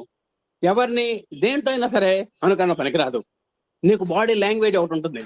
నీకు స్వతసిద్ధమైనటువంటి భగవంతుడు భగవద్దత్తమైనటువంటి ఒక ఒక కంఠం ఇచ్చాడు, ఒక ఆహార్యం ఇచ్చాడు, ఒక పర్సనాలిటీ ఇచ్చాడు నీకు. దాన్ని మనం ఫోకస్ చేసుకోవడానికి ప్రయత్నం చేయాలి తప్ప ఇతరులాగా మనం అనుకరించకూడదు. మానవుడు తన్ను తాను ద్వేషించుకొని ఆరంభించినని వాడుక కోలుకొనుట కల. ఎవడైతే నేను పనికిరాని విధవను, నేను దేనికి నిష్ప్రయోజకుడను, నేను అనామకుడను, నేను అమాయకుడను, నేను అని ఎవడైతే వాడికి కించపరుచుకుంటాడో వాడిని బాగు చేసేవాడు ఎవడు లేడు. అందుకనే భగవద్గీతలో కూడా చెప్పుకుంటాం మనం, ఉద్ధరేద ఆత్మనాత్మానం అని. ఎవడికి వాడు ఉద్ధరించుకోవాల్సిందే కానీ ఎవడికి వాడు న్యూనత పరుచుకోకూడదు. మనకు మనమే న్యూనత పరుచుకుంటే ఇక పక్క వాళ్ళు కూడా న్యూనత పరుస్తారు. కాబట్టి ఆత్మ న్యూనతాభావము చాలా తప్పు. అలాంటి వాడు ఎవడు ఉంటే వాడు కోలుకోవడం కష్టం. సాక్షాత్తు మరి అర్జునుడు కూడా ఆ స్థాయికి వచ్చినప్పటికీ కూడా ఆ శ్రీకృష్ణ పరమాత్మ యొక్క బోధ వల్ల మళ్ళా వెంటనే నూతనోత్తేజంతో శక్తి సామర్థ్యాలతో యుద్ధం చేయగలిగాడు. అంటే అది అనుకరణ ప్రభావం కాదు, కేవలం ఒక బేలతనం. యుద్ధంలో ఒక పడినటువంటి బేలతనం వల్ల మానవుడు భారతీయుడు తమ పూర్వీకులు తమ గుణములను తమ పెద్దలను స్మరించటలో చింతించటలో లజ్జింపకూడదు. మీ వంశంలో కానీ మీ కులంలో కానీ మీ యొక్క పరంపరలో కానీ ఎవరైనా మహాత్ములు ఉన్నప్పుడు ఆ మహాత్ముల్ని మనం స్మరించుకోవాలి. ఆ స్మరించుకోవటం కోసం ఏమాత్రమూ సిగ్గుపడాల్సినటువంటి అవసరం లేదు. మీ తండ్రి గారు ఘనకార్యాలు చేస్తే ఘనకార్యాలు చెప్పాలి, తాతగారు ఘనకార్యాలు చేస్తే చెప్పాలి. వాడు రాసినటువంటి కావ్యాలు కానీ ఏదైనా సరే ఆ డొనేషన్స్ కానీ వాళ్ళ యొక్క వితరణ కానీ ఇవన్నీ కూడా మనం నిర్లజ్జగా చెప్పాలి, ఆత్మస్థైర్యంతో చెప్పాలి. మా పూర్వీకులు ఇలా చేశారు అని. తమ జాతి అని పెద్దలను పూర్వీకులను గురువులను తలంచి గుర్తించవలను. ఆ విధంగా మనం పూర్వీకుల్ని మనకు చెప్పిన దిద్దబెట్టినటువంటి గురువు గారిని కూడా మనం జీవితంలో మర్చిపోకూడదు. అబ్దుల్ కలాం గారు అదే చెప్పేది. కాలేజీ కళాశాల టీచర్ కాదు గొప్ప, ఎవరైతే నీకు ఆలు అంటే నీకు ఏ మాత్రము తెల్ల పంచలాగా ఉన్నటువంటి నీ యొక్క మనసులో ఆలు ఎవరైతే దిద్దబెట్టారో ఆ టీచర్ చాలా గొప్పవాడు. ఆ టీచర్ని మనం మర్చిపోకూడదు అని అబ్దుల్ కలాం ప్రాథమిక టీచర్ని మర్చిపోకూడదు అంటారు ఆయన. కాబట్టి అలాంటి వాళ్ళని మనం పదే పదే తలుచుకోవాలి. ఇట్టి విశేష లక్షణములు గల దేశము నా దేశమని తలంచి గర్వించవలను. మనకెంతో స్వాతంత్ర రాజకీయ రంగంలో కానీ విజ్ఞాన రంగంలో కానీ సాంకేతిక రంగంలో కానీ విద్యా రంగంలో కానీ ఎంతో ప్రముఖులైనటువంటి వారు భారతీయుల్లో పుట్టిపడేటువంటి వారు ఉన్నారు. వాళ్ళందరినీ కూడా మనం వారందరినీ తలుచుకొని మనం ఘన నివాళి అర్పించడానికి వెనుకాడకూడదు. అదే కాకుండా జన్మించిన గర్వించగల భారతీయుడిగా తయారు కావాలి. వాళ్ళందరినీ గర్వంగా మనం చెప్పుకోగలగాలి. ఒక దేశ స్వాతంత్ర్యాన్ని సాధించిన జాతిపితని మనం కీర్తించాలి. ఒక రాష్ట్ర అవతరణకి అసువులు బాసినటువంటి ఒక వ్యక్తిని మనం కీర్తించాలి. వీళ్ళందరినీ మనం మర్చిపోకూడదు. భారత యువకులారా, స్వప్రయత్నముతో మీలోనున్న సత్వమును బయటకు కొనిరండు. సత్వము అంటే నేచురాలిటీ అంటే మీకు సహజంగా ఉన్నటువంటి గుణాలు. మీలో ఉన్నటువంటి సహజ గుణాలని నిబిడీకృతమైనటువంటి హృదయంలో దాగి ఉన్నటువంటి ఆ సృజనాత్మక గుణాలని ఎప్పుడు కూడా బయటికి తీసుకురావాలి. అంటే అందుకనే మనం టీచర్గా మన పిల్లల్లో మేము చేసేటువంటిది అదే. వాళ్ళకు వక్తృత్వంలో ఒకళ్ళు ఉందా, డ్రాయింగ్లో ఉందా, సంగీతంలో ఉందా, ఇవన్నీ కూడా టీచర్ కనిపెట్టి వాళ్ళలో ఉన్నటువంటి క్రియేటివిటీని మనం బయటికి తీసుకురావాలి. ఇప్పుడు మనం బాల వికాసంలో మనం చేసుకున్నటువంటి పనులు అవే. వాళ్ళలో ఉన్నటువంటి క్రియేటివిటీని మనం వెలికి తీసాం. ఓహో, ఈ రంగాల్లో వీళ్ళు పనికొస్తారు అనేటువంటిది ప్రపంచానికి చూపించాం మనం, వాళ్ళ యొక్క కెపాసిటీ ఏమిటో. దీన్ని సత్వము అంటారు. అంటే స్వతసిద్ధంగా భగవత్ ప్రసాదితమైనటువంటి మనకు వచ్చినటువంటి లక్షణాలు ఇవన్నీ కూడా. వాటిని మనం బయటకు కొనిరండు. ఇతరులు అనుసరింపవలదు. ఏదో ఆయన పాడాడని ఆయనలాగా మనం పాడటం కాదు, ఇలాంటివి కాదు మనం చేయాల్సింది. కానీ వారిలో గల గుణములను గ్రహింపుడు. మీకు ఎవరైనా సరే ఆదర్శంగా కనబడితే ఆ వ్యక్తిని కాదు మనం తీసుకోవాల్సింది, ఆ వ్యక్తిలో ఉన్నటువంటి గుణాలని ఆదర్శంగా తీసుకోవాలి. ప్రపంచంలో దత్తాత్రేయుడు చెప్పాడు, నాకు 24 గురువులు అని. ఆయన సాలెగూడను కూడా ఒక గురువుగా భావించాడు. సాలెగూడులో ఏమిటి మనం అని అనుకుంటే అదేదో ఉంది అది 24 సార్లు పడుతుంది, 4 సార్లు మళ్ళీ గూడు కడుతుంది. అంటే నీ పనిలో నువ్వు ఎన్నిసార్లు అపజయం పొందినా సరే ఆ పనిని మానుకోవద్దు, నువ్వు అలా చేయాలి, చేస్తూనే ఉండాలి, ఏదో నాటికి విజయం పొందాలి అనేటువంటి నీతిని నేను గ్రహించాను అన్నాడు. కాబట్టి మనం కూడా లోకంలో కనబడేటువంటి వాళ్ళందరినీ గుణాలు తీసుకోవాలి. మరి ఆ కౌశికుడు అనేటువంటి వాడు ధర్మవ్యాధుల దగ్గరికి వెళ్ళాడు. ఆయన మాంసఖండం చేస్తున్నాడు, కిలో అరకిలో కావాలా అంటున్నాడు. ఆయన ఈయనేం చెబుతాడు, నాకు నీతులు అనుకున్నాడు ఈయన, ఈ కౌశికుడు. అలాంటి ఆయన తల్లిదండ్రుల సేవలో పునీతుడై ఆయన అప్పటిదాకా వేచి ఉన్నాడు. ఆయన తల్లిదండ్రులందరికీ సేవలు చేసి అన్ని చేసి వచ్చాడు. ఇప్పుడు ఏం కావాలి బాబు అన్నాడు. మీ దగ్గర నుంచి నాకు ధర్మబోధ కావాలన్నాడు. అంటే అలాంటి వాడి దగ్గర కూడా మనం ధర్మబోధ తీసుకోవాలి. ఒక ఏకలవ్యుడు ద్రోణాచార్యుడి దగ్గర మరి అలాంటి గురుత్వాన్ని పొంది తీసుకున్నాడు. గుణాలని అక్కడ ద్రోణాచార్యుడు కాదు ఆయనకు సహాయపడింది ఆ ద్రోణాచార్యుడిలో ఉన్నటువంటి విద్య. ఆ విద్య అనేటువంటి సుగుణం మనం తీసుకోవాలి. కాబట్టి వ్యక్తులు ప్రధానం కాదు, వ్యక్తుల్లో ఉన్నటువంటి గుణగణాలని మనం పుణికిపుచ్చుకోవాలి అని చెబుతున్నారు స్వామి. వాడు చెడ్డవాడైనా సరే చెడ్డవాడిలో ఉన్నటువంటి మంచి గుణాన్ని కూడా మనం తీసుకోవాలి. అది నీచాదప్యుద్ధమా విద్యాం స్త్రీరత్నం దుష్కులాదప్పి అన్నాడు. ఒక నీచుడి దగ్గర నువ్వు ఏ విద్యను తీసుకోవచ్చు, పనికొస్తే నీకు. అలాగే ఒక హీన కులంలో పుట్టినటువంటి అమ్మాయినైనా సరే వివాహం చేసుకోవచ్చు, ఎందుకంటే ఆ అమ్మాయి యొక్క ఉన్నతిని బట్టి అన్నాడు. ఇక్కడ కులం ప్రధానం కాదు, ఆ వ్యక్తి ప్రధానం కాదు, ఇక్కడ గుణమే ప్రధానం. మనం భూమిలో విత్తనము ఉంచుదాము, దానికి కావలసిన మట్టిని గాలిని నీటిని దానికి సమకూర్తము. ఆ విత్తనము మొక్కై ప్రతిభ మహావృక్షమై అభివృద్ధి కాంచినప్పుడు అది మట్టిగా కాని గాలిగా కాని నీరుగా కాని అగునా తమకు సమకూర్పబడినటువంటి దానంతయు గ్రహించి అది తన స్వధర్మానుసారముగు గొప్ప వృక్షముగా అగును. మీరును అట్లనే ప్రవర్తించుగాక. ఒక చెట్టుకు మట్టి పోసాం, నీళ్లు పోసాం, గాలి తైలించి గాలి సోకేటట్టు చేశాం, కానీ ఆ మొక్క మట్టి లక్షణాలని పుచ్చుకోలేదు, గాలి యొక్క లక్షణాలని పుచ్చుకోలేదు, నీరు యొక్క లక్షణాలని పుచ్చుకోలేదు. తన స్వతసిద్ధమైనటువంటి మహావృక్షమైంది. ఆ వృక్షంలో ఈ 3 లక్షణాలు లేవు, మట్టి లేదు, నీరు లేదు, గాలి లేదు. ఆ విధంగా మీరు కూడా ఎన్ని పరిసరాల్లో ఉన్నప్పటికీ, ఎన్ని దుర్భరమైనటువంటి పరిస్థితుల్లో ఉన్నప్పటికీ, ఎంత దుష్టుల యొక్క సమాజంలో మీరు తిరుగుతున్నప్పటికీ వాళ్ళ దగ్గర నుంచి మంచినే తీసుకోవాలి తప్ప వాళ్ళ దగ్గర నుంచి వాళ్ళ యొక్క లక్షణాలను మనం పుణికిపుచ్చుకోకూడదు. ఆ చెట్టులాగా మీరు ఆదర్శంగా మహోన్నతంగా ఎదగాలి అని స్వామివారు చెబుతున్నారు. మీరును అట్లనే ప్రవర్తించరుగాక. మనము ఇతరుల వద్ద నుంచి నేర్చుకోవాల్సినది ఎంతయో కలదు, దీన్ని సందేహం మనక్కర్లేదు. అట్లు నేర్చుకొనక నిరాకరించువాడు పరమ మూర్ఖుడు. మీరు ఎక్కడికైనా వెళ్ళండి, ప్రతి సందర్భంలో ప్రతి ప్రకృతిలో ఉన్న ప్రతి దాని గురించి కూడా మనం పాఠం నేర్చుకోవాలి. మనం పక్కన కూర్చున్నటువంటి ప్రతి వ్యక్తిలో కూడా గొప్పతనం ఉంటుంది. ఆ గొప్పతనాన్ని మనం రహస్యంగా మనం రాబట్టుకోవాలి. ఆ విధంగా మనం ఎప్పటికప్పుడు నవోన్మేషంగా నూతనంగా మనం ఉజ్వలంగా ఎదగటానికి ప్రయత్నం చేయాలి. మనం వికసించడానికి, ఒక పువ్వు ఏ విధంగా అయితే వికసిస్తుందో, ముకుళించినటువంటి పుష్పం ఏ విధంగా వికసించటానికి ప్రయత్నం చేస్తుందో, మనం కూడా అలాంటి వికసనం పొందటానికి నిరంతరం కృషి చేయాలి. దాంట్లో ఏం మొహమాట పడక్కర్లేదు. నాకెవడి సహాయం అక్కర్లేదండి, నాకన్నీ తెలుసు, నేను మునగాడిని అని ఎవడైనా అనుకుంటే అంతకంటే పరమ మూర్ఖుడు మనకు ఆల్ ఇండియాలో ఎవడో లేడు.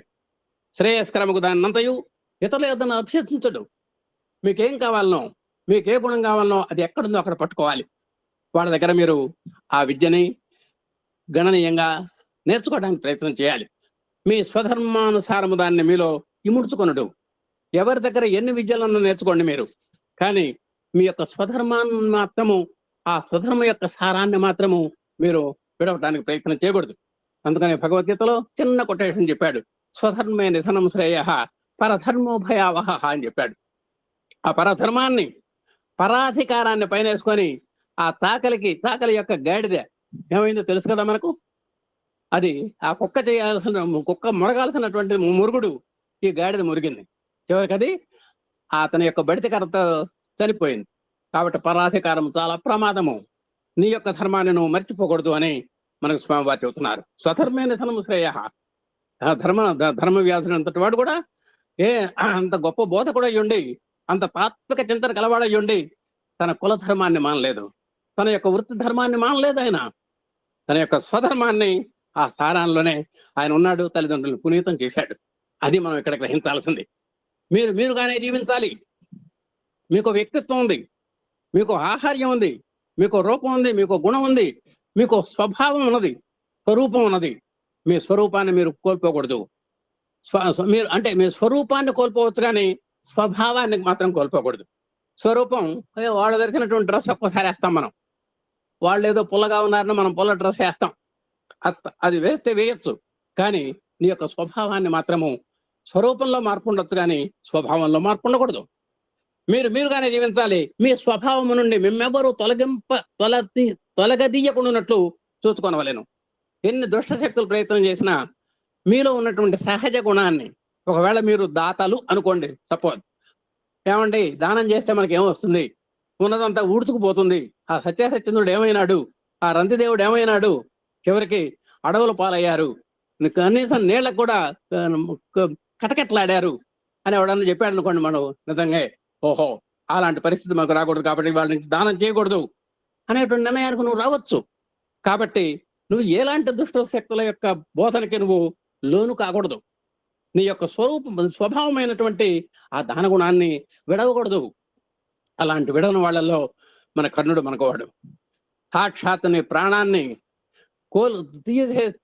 ప్రాణాన్ని కూడా హరింపజేసేటువంటి కవచకుండలాలు మనకు నేను అడగటానికి వస్తున్నాడయ్యా ఇంద్రుడు అన్నా కూడా అతను తన యొక్క స్వభావాన్ని విడనాళ్ళ. దేనికని? అతని యొక్క పట్టుదల, అతని యొక్క దీక్ష, అతని యొక్క స్వభావం అలాంటిది. మీ ఆధ్యాత్మిక మధురములో మీరు మునగండి. మీకు ఆధ్యాత్మిక సంపద ఉంది, మీకు లక్ష్యాలు ఉన్నాయి, మీకు గమ్యాలు ఉన్నాయి, మీకు కొన్ని ఎయిమ్స్ ఉన్నాయి. వాటిల్లో ఎప్పుడు మునిగి తేలండి. దాని నుండి తప్పించుటకు ఎవరెన్ని పన్నాగములు పనినను మీరు ప్రాణమును వీడుటకు ఎన్నో సంసిద్ధులు కండి, కానీ ఆ దివ్యానుభూతిని, ఆ దివ్యానందమును వీడుటకు ప్రయత్నించకండి అని భారతీయ పరమార్థము. మీరు స్వామివారిని నమ్ముకున్నారు, ఏదో మిగతా వాళ్ళు వస్తారు, ఏమంటే బాబా గారి దగ్గర ఉంది, ఇగో మా దేవుడి దగ్గర బ్రహ్మాండంగా ఉంది, అది ఇది చెప్పచ్చు, మిమ్మల్ని నానా హైరాణ పెట్టచ్చు. అయినా సరే మీ యొక్క విశ్వాసాన్ని, అచంచలమైనటువంటి విశ్వాసాన్ని మీరు కదలించకూడదు. మీకు స్వతసిద్ధంగా స్వామి మీద ఉంది కాబట్టి ఆ స్వామి మీదనే ఖరాఖండిగా నిలబడాలి. ఆయన యొక్క తత్వంలో మీరు రమించాలి, ఆనందించాలి, దివ్యానుభూతిని పొందాలి అని భారతీయ పరమార్థం చెబుతోంది. అలాగే ఒక క్రీస్తులు కూడా అంతే. నువ్వు నిజంగా క్రీస్తులాగా ఉండు, క్రీస్తు అయితే, నువ్వు మహమ్మద్ అయితే నిజంగా మహమ్మద్ లాగా ఉండు అని మన స్వామివారు చక్కగా చెప్పారు. దానికి ఇది తార్కాణంగా మనకు కనబడుతోంది. అట్టి మహాప్రవాహ పురోగమనకు అడ్డుపడుతున్నటువంటి కట్టలను తీసివేయుటకు పూనుకొనుడు. ఒకవేళ మీ లక్ష్య సాధనలో ఏవైనా అవరోధాలు కలిగినట్టయితే, ఆటంకాలు కలిగించిన వాళ్ళు ఎవరైనా వస్తున్నట్టయితే వాళ్ళని ఎవరిని మీరు లెక్క చేయకూడదు. దాని మార్గమున పరిశుభ్రపరచడు.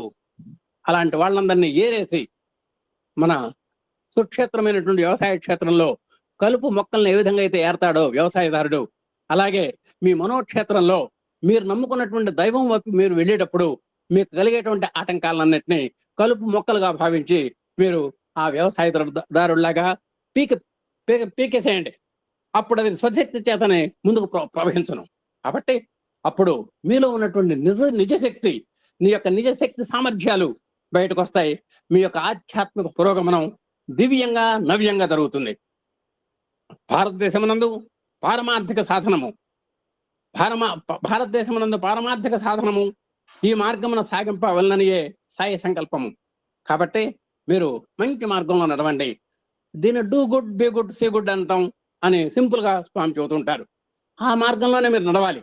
ఎంతో కాలం నుండి ఈ భారతదేశమున ఆస్తిక ధర్మము స్థితిశీలమయ్యున్నది. దాన్ని ఎప్పుడు గతిశీలము చేయవలెను. ఇప్పుడు మీకు పల్లెటూళ్ళలో స్థితిశీలము, గతిశీలము అంటే మీకు ఒక చిన్న ఉదాహరణ చెబుతాను. పల్లెటూళ్ళలో మన ఇళ్ల ముందు మురుగు కాలువలు ఉంటాయి. అవి ఏనాడు ఎప్పుడో 6 ఏళ్లకో 3 ఏళ్లకో 4 ఏళ్లకో తీస్తుంటారు ఆ కూడిక. ఈ లోపల అది స్టాగ్నెట్ అవుతుంది. అంటే ఎన్ని నీళ్లు పోసినా కూడా కదలదు. అక్కడి నుంచి ఆ పోసిన నీళ్లు పోసినట్టు ఉంటాయి. కాబట్టి ఆ కదలనటువంటి స్థితిని, స్థిరమైనటువంటి స్థితిని స్థితిశీలము అంటారు. ఆ విధంగా కదలిక లేనటువంటి స్టాగ్నెట్ అయి ఉన్నటువంటి ఆ ఆస్తిక ధర్మాన్ని, అంటే మనం అంతా కూడా ఆస్తిక ధర్మంలో ఉన్నాం. భగవంతుని యొక్క తత్వాన్ని తెలుసుకున్నాం. భగవత్ తత్వ ప్రచారంలో ఉన్నాం. మనం ఆ స్టాగ్నెట్ అయి ఉన్నటువంటి ఆ భావాలు, ఆస్తిక భావాన్ని మనం గతిశీలము చేయవలెను. అంటే చక్కగా ప్రవాహం, అంటే గమనశీలంలోకి మార్చాలి మనం. ఆ స్టాగ్నెట్ అయి ఉన్నటువంటి దాన్ని చాలా చురుగ్గా పరిగెత్తలాగా చేయాలి ఆ నీళ్ళని. దాన్ని గతిశీలము అంటారు. అది ప్రతి మానవుని జీవితంలో ప్రవేశించినట్లు జరగవలెను. అది ఒక్కడే కాదు, ఆస్తిక ధర్మం కలిగినటువంటి ప్రతి ఒక్కడు దానికి పూనుకోవాలి. గొప్ప గొప్ప రాజభవనములు మొదలు నిరుపేదల గుడిసెలకు కూడాను ఈ ఆస్తిక ధర్మము ప్రవేశింపవలేను. ఎలా? మనం పేద రాజుగారింటి దగ్గర నుంచి, రాజుగారి యొక్క రాజభవనం దగ్గర నుంచి ఒక పేదవాడి యొక్క గుడిసె వరకు కూడా ఈ ఆస్తిక ధర్మాన్ని ప్రచారం చేయటంలోను, విశ్వవ్యాప్తి చేయటంలోను, ఆ ప్రచారంలోను ఎవ్వరు మనం సడలని దీక్షతోటి, మొక్కవోని దీక్షతో మనం పనిచేయాలి. అవసరమైతే గడప గడప తిరగాలి కూడా. ఆస్తిక ధర్మమును, సంపద సర్వజనులకును సమానాధికారముతో సంక్రమించున్నది. ఇక ఆస్తిక ధర్మం ఒక్కళ్ళది కాదు, మనందరిదేను. ఎవరైతే దేవుడు ఉన్నాడు అనేటువంటి నమ్మకంలో ఉన్నారో వాళ్ళందరి దగ్గర ఆస్తిక ధర్మం ఉన్నట్లే. అంటే ప్రతి ఒక్క మనసులో కూడా గూడు కట్టుకొని ఉంది ఆ సంపద.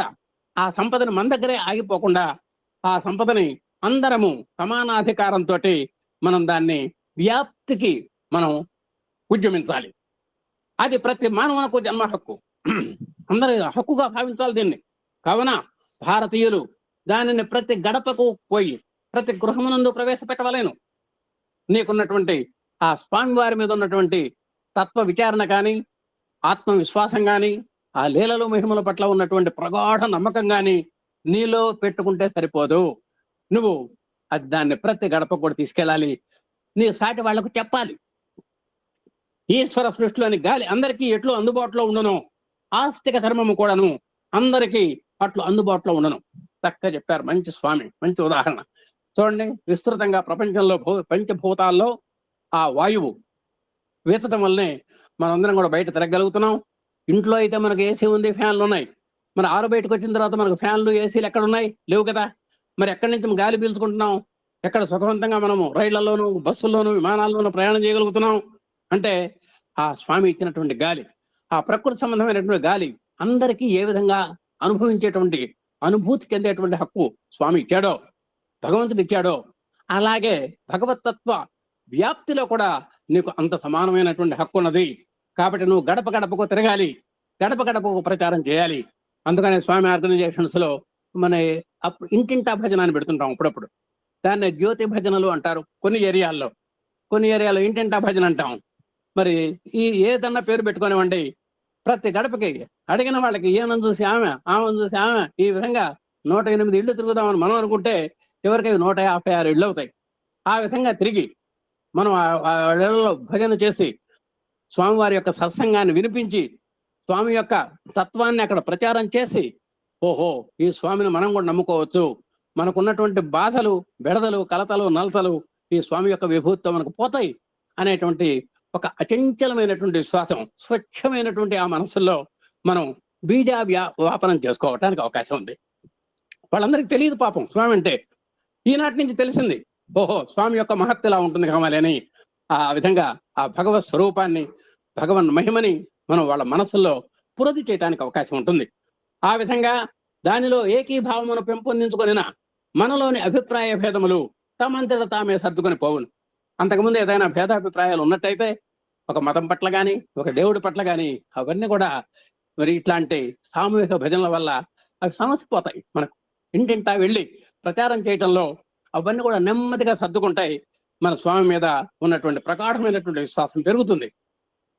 శతాబ్దముల తరబడి చీకటిగా ఉన్న గృహమును ప్రవేశించి ఆ చీకటిని ఎంత ప్రార్థించినను, లేక ఎంత దూషించినను, లేక దానితో పోరాటము సలుపుటకు సంసిద్ధుడైనను ఆ చీకటి పోదు. నీకు చెరువుగా దీపము ఒకదాన్ని వెలిగించిన వెంటనే ఆ చీకటి మటుమాయమగును. మానవులను సంస్కరించి బాగు చేయకోరు వారు మొదట ఈ సత్యమును గుర్తించవలెను, గుర్తించిన దాన్ని ఆచరించుటకు ప్రయత్నించవలేను. మనకు ఒక సామెత ఉంది, ఆ చీకటిని తిట్టుకుంటూ కూర్చునే దానికంటే చిరుదీపం వెలిగించడం మేలు అనే ఒక సామెత ఉంది. అలాగే ఆ చీకటి ఉన్నది కదా అని మనం దాన్ని తిట్టినా, కొట్టినా, మరి దాన్ని దూషించినా, ఏం చేసినా అది పోదు. దాని నివారణోపాయం ఏమిటో ఎతకాలి. ఏం చేస్తే చీకటి పోతుంది? ఒక దీపం కనుక వెలిగిస్తే, చిరు దివ్య ఒక చిన్న దీపం కనుక వెలిగిస్తే ఆ చీకటి అంతా కూడా గదిలో నుంచి అయినట్టుగానే, అంటే ఇది మన అజ్ఞానానికి సంబంధించి చెప్పారు స్వామి. నీలో బాగా పేరుకుపోయినటువంటి అజ్ఞానాన్ని తిట్టుకుంటూ కూర్చుంటే కుదరదు. ఆ జ్ఞాన దీపాన్ని వెలిగించాలి అనేటువంటి ఒక ప్రచ్ఛన్నమైనటువంటి సూత్రం కూడా మనకు చెప్పారు. నీ మనసులో అజ్ఞానం గూడు కట్టుకొని ఉంది, ఆ గదిలో చీకట్లాగా. నీలో గూడు కట్టుకున్నటువంటి ఆ అజ్ఞానాన్ని పోగొట్టాలంటే జ్ఞానం అనేటువంటి దీపం వెలగాలి. జ్ఞాపం అనేటువంటి దీపం వెలగాలి అంటే ఆ సత్యసాయి యొక్క సాహిత్యంతోటో, భజనతోటో, సత్సంగంతోటో, ఏదోటి ఆ నారాయణ సేవతోటో నువ్వు ముడిపడాలి. ఆ ముడిపడితే ఇవన్నీ కూడా దివ్యలు. ఆ చిరు దివ్యలను కనుక వెలిగించుకున్నట్టయితే నీలో ఉన్నటువంటి అజ్ఞానం కూడా నశిస్తుంది అని ఈ సత్యాన్ని గుర్తించాలని చెప్తున్నారు. గుర్తించిన దాన్ని ఆచరించుటకు ప్రయత్నించవలేను. చీకటి పోగానే సరికాదు, అజ్ఞానం వైదొలగంగానే సరికాదు, ఆ జ్ఞానం అంకురించగానే సరికాదు, వెలుగు రాగానే సరికాదు. వెలుగు రాగానే ఇల్లు చక్కదిద్దుకోవాలి. ఆ జ్ఞాన దీపం వెలిగించగానే ఆ జ్ఞానాన్ని మనం పదిలపరుచుకోవాలి. ఆ బీజాలన్నీ మన మనసులో నాటుకునేలాగా చేసుకోవాలి. వాటి యొక్క వికసనం కోసం మనం నిరంతరమైనటువంటి ఆచరణలో కృషి వలరం కావాలి. మనం మానవుని యందు మహనీయత కలదని నమ్ముటే భారతీయ ప్రమార్థము. మానవుడు పతితుడనియు పాపి అనియు ఎందుకు ఊహించరో అర్థమొకట్లేదు. చూడండి, మానవుడే మహనీయుడు. మనకు పాట కూడా ఉంది, ఆ మానవుడు అంత మహనీయుడు రెండోవాడు లేడు అని. శక్తివంతుడు మానవుడే మహనీయుడు. బాలభారతం. ఎస్ సార్, బాలభారతంలో చక్కగా ఎంతటి మహత్తరమైనటువంటి గేయం రాశాడో మానవుని గురించి. అలాంటి మానవుడు దేనికని రాయటంలోనే గొప్పతనం కాదు. మనం ఈనాడు అంతరిక్షానికి వెళ్తున్నాం, ర్యాకెట్ ను ప్రయోగిస్తున్నాం. ర్యాకెట్ మొన్న ఎవరో 9 మాసాలు ఉండొచ్చింది అక్కయ్య గారు ఎక్కడ అంతరిక్షంలో. మరి అక్కడ అసలు నిజంగా అన్నం ఉందో లేదో, కూరలు ఉన్నాయో, నార్లు ఉన్నాయో, పెరుగుందో, పాలుందో మనకు తెలియదు. అంతరిక్షంలో 9 మాసాలు ఉండొచ్చింది. 9 రోజులు ఉందాం అనుకున్నటువంటి ఆమె 9 మాసాలు ఉండొచ్చింది. ఆ విధంగా మరి మన యొక్క మానవ విజ్ఞాన ప్రగతి ఎలా నడుస్తుందంటే ఈనాడు మనం కనుక్కోంది లేదు, కనుక్కోనేటువంటి వస్తువు లేదు. అసలు అన్ని కనుక్కున్నాం. ఇప్పుడు మన ఇంట్లో ఉన్నటువంటి సౌకర్యాలు చూసుకుంటే ఒక్కోసారి మనకే గుండె చెదిరిపోతుంది. 50 సంవత్సరాల కిందట మనం పడినటువంటి పాటలకి ఇప్పుడు కొత్త దంపతులు పడుతున్నటువంటి సుఖాలకి మనం కనుక బేరీజ్ వేసుకుంటే ఔరా అనిపిస్తుంది. ఒక్కోసారి అయ్యో మనం ఎన్ని కష్టాలు పడ్డాం అనిపిస్తుంది. అన్ని సుఖవంతమైనటువంటి సౌకర్యాలు ఈనాడు వచ్చినాయి. ఇదంతా కూడా మానవ మేధా సంపత్తి నుంచి వెలువడినటువంటివే. కాబట్టి అంత మహనీయత ఉంది ఆయనకి. స్వామివారు ఒకటే చెప్పారు, మహనీయుడు అంటే ఒకటే చెప్పారు, మనసు మాట చేత ఎవరికి ఒకటిగా ఉంటుందో వాడు మహితుడవుతాడు. ఎవరైతే మనసు మాట చేత వేరువేరుగా ఎవరిలో ఉంటుందో వాడు దురితుడవుతాడు, పాపాత్ముడవుతాడు అని చెప్పారు. అలాంటి మహనీయత మానవుల్లో ఉన్నది. అలాంటి వాడిని పట్టుకొని మనం నేను పాపినని, నేను పతితుడినని అని ఎవరెవరో ఊహించడం అనేది నిజంగా అర్థం లేని వ్యవహారం. రాక్షసులుగా వచ్చినటువంటి మానవుని యందు కూడా ఆత్మవిశ్వాసమును ప్రధానముగా సమముగా భావించవలేను. నిజంగా వాడు రాక్షసుడే అయినప్పటికీ కూడా వాళ్ళు కూడా పనికొచ్చేటువంటి గుణాలు కొన్ని ఉంటాయి. అలాంటివి మనం గ్రహించాలి. మన సుందరకాండలో కూడా మన అక్కయ్య గారు చెప్పిన వాటిల్లో రాక్షసుల్లో కూడా కొన్ని లక్షణాలు ఉన్నాయి. ఆ త్రిజట నిజంగా రాక్షసే అయినా సరే ఆ సీతకి ఎంతో మేలు చేసింది ఆమె. కాబట్టి నీచేత యుద్ధమా విద్యం నాకు చెప్పుకున్నాం. మనం నీచుల్లో కూడా ఒక్కోసారి ఉత్తమమైనటువంటి గుణం ఉంటుంది, ఉత్తమమైనటువంటి విద్య ఉంటుంది. అది మనం గ్రహించాలి. కాబట్టి ఎవరో పాపులు లేరు ఇక్కడ. కేవలం పనికి రాని వస్తువులో కూడా పనికొచ్చేది ఒకటి ఉంటుంది. There is no waste thing in the world. మీరు ఏది వేస్ట్ అనుకుంటామో ఇంకోటికి అది టేస్ట్ అవుతుంది. కాబట్టి మనం అది గమనించాలి. అతనిలో పొరపాట్లు పొడచినచో ప్రవర్తన లోపముగా భావించవచ్చునే కానీ ఆత్మవిశ్వాసము కోల్పోరాదు. స్వామి అన్నారు, నేను ఈ అవతారం ఎత్తింది సంహారానికి కాదయ్యా, సంస్కరణ నిమిత్తం అన్నారు. ఒకే ఒక మాట. పూర్వ అవతారాల్లాగా ఖండించుకుంటూ పోతే ఇక్కడ ఎవడు మిగలడు. కాబట్టి సంహారం కాదు నాకు కావాల్సింది, సంస్కరణ కావాలి, పరివర్తన కావాలి, ట్రాన్స్ఫర్మేషన్ కావాలి అన్నారు. కాబట్టి అందరిలో తప్పులు ఉంటాయి. దృష్టం కిమిపి లోకేస్మిన్ ననిర్దోషం ననిర్దృణం. అంటే ప్రపంచంలో కనబడేటువంటి దేంట్లో ఏది పూర్తిగా మంచిది కాదుట, ఏది పూర్తిగా చెడ్డది కాదు. ఎవరైతే మంచి అనుకుంటామో వాళ్ళు చెడు ఉండొచ్చు, ఎవడైతే చెడ్డవాడు అన్నామో వాళ్ళు మంచి ఉండొచ్చు. దీనికి ప్రత్యక్షంగా మన పురాణాల్లో బోర్డు ఉదాహరణలు ఉన్నాయి. ఎవడో పనికిరాడు అనుకున్నాం ఆ రత్నాకరుడిని, దేనికి పనికిరాడు వీడు పచ్చి గజ దొంగ అనుకున్నాం. అలాంటి వాడి దగ్గర నుంచి కొన్ని తరాలైనా సరే తరిగిపోయినటువంటి తరగని నిధి, పెన్నిధి, సన్నిధి ఆయన రామాయణం వెలిసింది. మనం ఏం చెబుతాం, అట్లాంటి వాడు పనికిరాడు అనుకుంటాము మనం, అనుకోం కదా. ఆ విధంగా అతనిలో పొరపాట్లు పొడచినచో, ఏదైనా పొడసూపినట్టయితే ప్రవర్తన లోపముగా భావించవచ్చునే కానీ ఆత్మవిశ్వాసము కోల్పోరాదు. మార్చడానికి ప్రయత్నం చేయాలి. పొరపాట్లు సహవాస దోషములుగా భావించవలేను. ఎవరికైనా సరే వాడు స్వతహాగా ఎప్పుడు చెడ్డవాడు కాదు. 10 మంది సిగరెట్లు తాగే వాళ్ళల్లో ఒకడుంటాడు, వాడు సిగరెట్లు తాగొచ్చు, తాగకుండా ఉండొచ్చు కూడా. తాగలేదు అంటే వాడు సహవాస దోషం అంటలేదన్నమాట. తాగాడు అంటే సహవాస దోషం అంటున్నట్టే. ఇవన్నీ మన అందరికి తెలిసిందే. అవి అతని సహజ గుణములు కావు. వాస్తవంగా ఒరిజినల్ గా వాడికి తాగాలని లేదు, ఆ పరిసరాల అట్లా ప్రభావం చూపిస్తాయి. అట్టి తరి అతన్ని మంచి సహవాసములో ప్రవేశించినట్లు తగిన రీతిగా ప్రవర్తించవచ్చునే కానీ అతన్ని నిరసించరాదు. కాబట్టి ఎలాంటి దుష్టుడైనా సరే సన్మార్గమును వీడి తిరిగించు వారిని పట్టి రక్షించుటే దీక్ష నాకు అన్నారు స్వామి.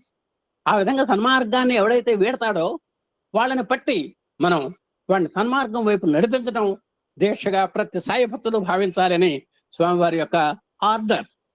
మనం ఆ విధంగా మనం ప్రయత్నం చేయాలి. అంతేగాని అతన్ని నిరసించరాదు. నువ్వు యూజ్లెస్ ఫెలో, నువ్వు దేనికి పనికిరావు అని అనకూడదు. వేరు చేయరాదు. ఇగో వీడిని తీసి వీడిని మన సమాజంలో ఉండటానికి వీల్లేదు, వీడిని వేలేయండిరా అని అనడానికి అవకాశం లేదు. ఇక శరీరంలోకి వచ్చామండి. శరీరము అణువులతో నిర్మింపబడినది. మనమంతా కూడా అణు నిర్మాణం మనమంతా కూడా ఈ అణువులు భౌతిక పదార్థం అనబడడానికి సంబంధించినవి. ఈ భౌతిక పదార్థములు మూఢమును జడమును, కొన్ని గట్టిగా ఉంటాయి, కొన్ని అచేతనంగా కూడా ఉంటాయి. వేదాంతుల సూక్ష్మ శరీరం అన్నది కూడా అట్టిదే. ఈ సూక్ష్మ శరీరం కూడా భౌతికమే కానీ వేరు కాదు. ఇక్కడ స్థూలము సూక్ష్మము అనేటువంటి విషయాలు వచ్చినాయి. కాబట్టి ఈ స్థూలము సూక్ష్మము కారణం ఏంటో ఒక్కసారి తెలుసుకుంటే ఈ పేరాలు మనకు తేలిగ్గా అర్థమవుతాయి. ఒక్కసారి స్థూలంలోకి మనం వెళ్దామండి. ఇక్కడ 5 జ్ఞానేంద్రియాలు ఉంటాయి, 5 కర్మేంద్రియాలు ఉంటాయి, 5 ప్రాణాలు ఉంటాయి, 5 తన్మాత్రలు ఉంటాయి, 5 అంతరింద్రియాలు ఉంటాయి. అంతట్లో పైవన్నీ తెలుసు మీకు. అంతరింద్రియాలు ఒక్కసారి చూసుకుందాం. జ్ఞాత, మనస్సు, బుద్ధి, అలాగే చిత్తము, అహంకారం. ఈ 5 × 5 అండి, 25 గుణాలతో కూడినటువంటిది స్థూలం. ఈ స్థూలం అంటే ఇప్పుడు మనంతా కూడా స్థూల శరీరంతో ఉన్నాం. నువ్వు అడిగిన దానికి సమాధానం చెప్పావంటే నువ్వు స్థూలంలో ఉన్నట్టే లెక్క.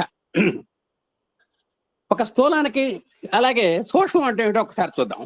ఈ సూక్ష్మంలో పంచ కర్మేంద్రియాలను పక్కన పెట్టి, అంటే 5 జ్ఞానేంద్రియాలు, 5 ప్రాణాలు, 5 పంచతన్మాత్రలు, మనస్సు, బుద్ధి, ఇట్లాంటి 17 లక్షణాలతో కూడినటువంటిది సూక్ష్మం అండి. కేవలం చిత్తముతో కూడినటువంటిది కారణదేహం అండి.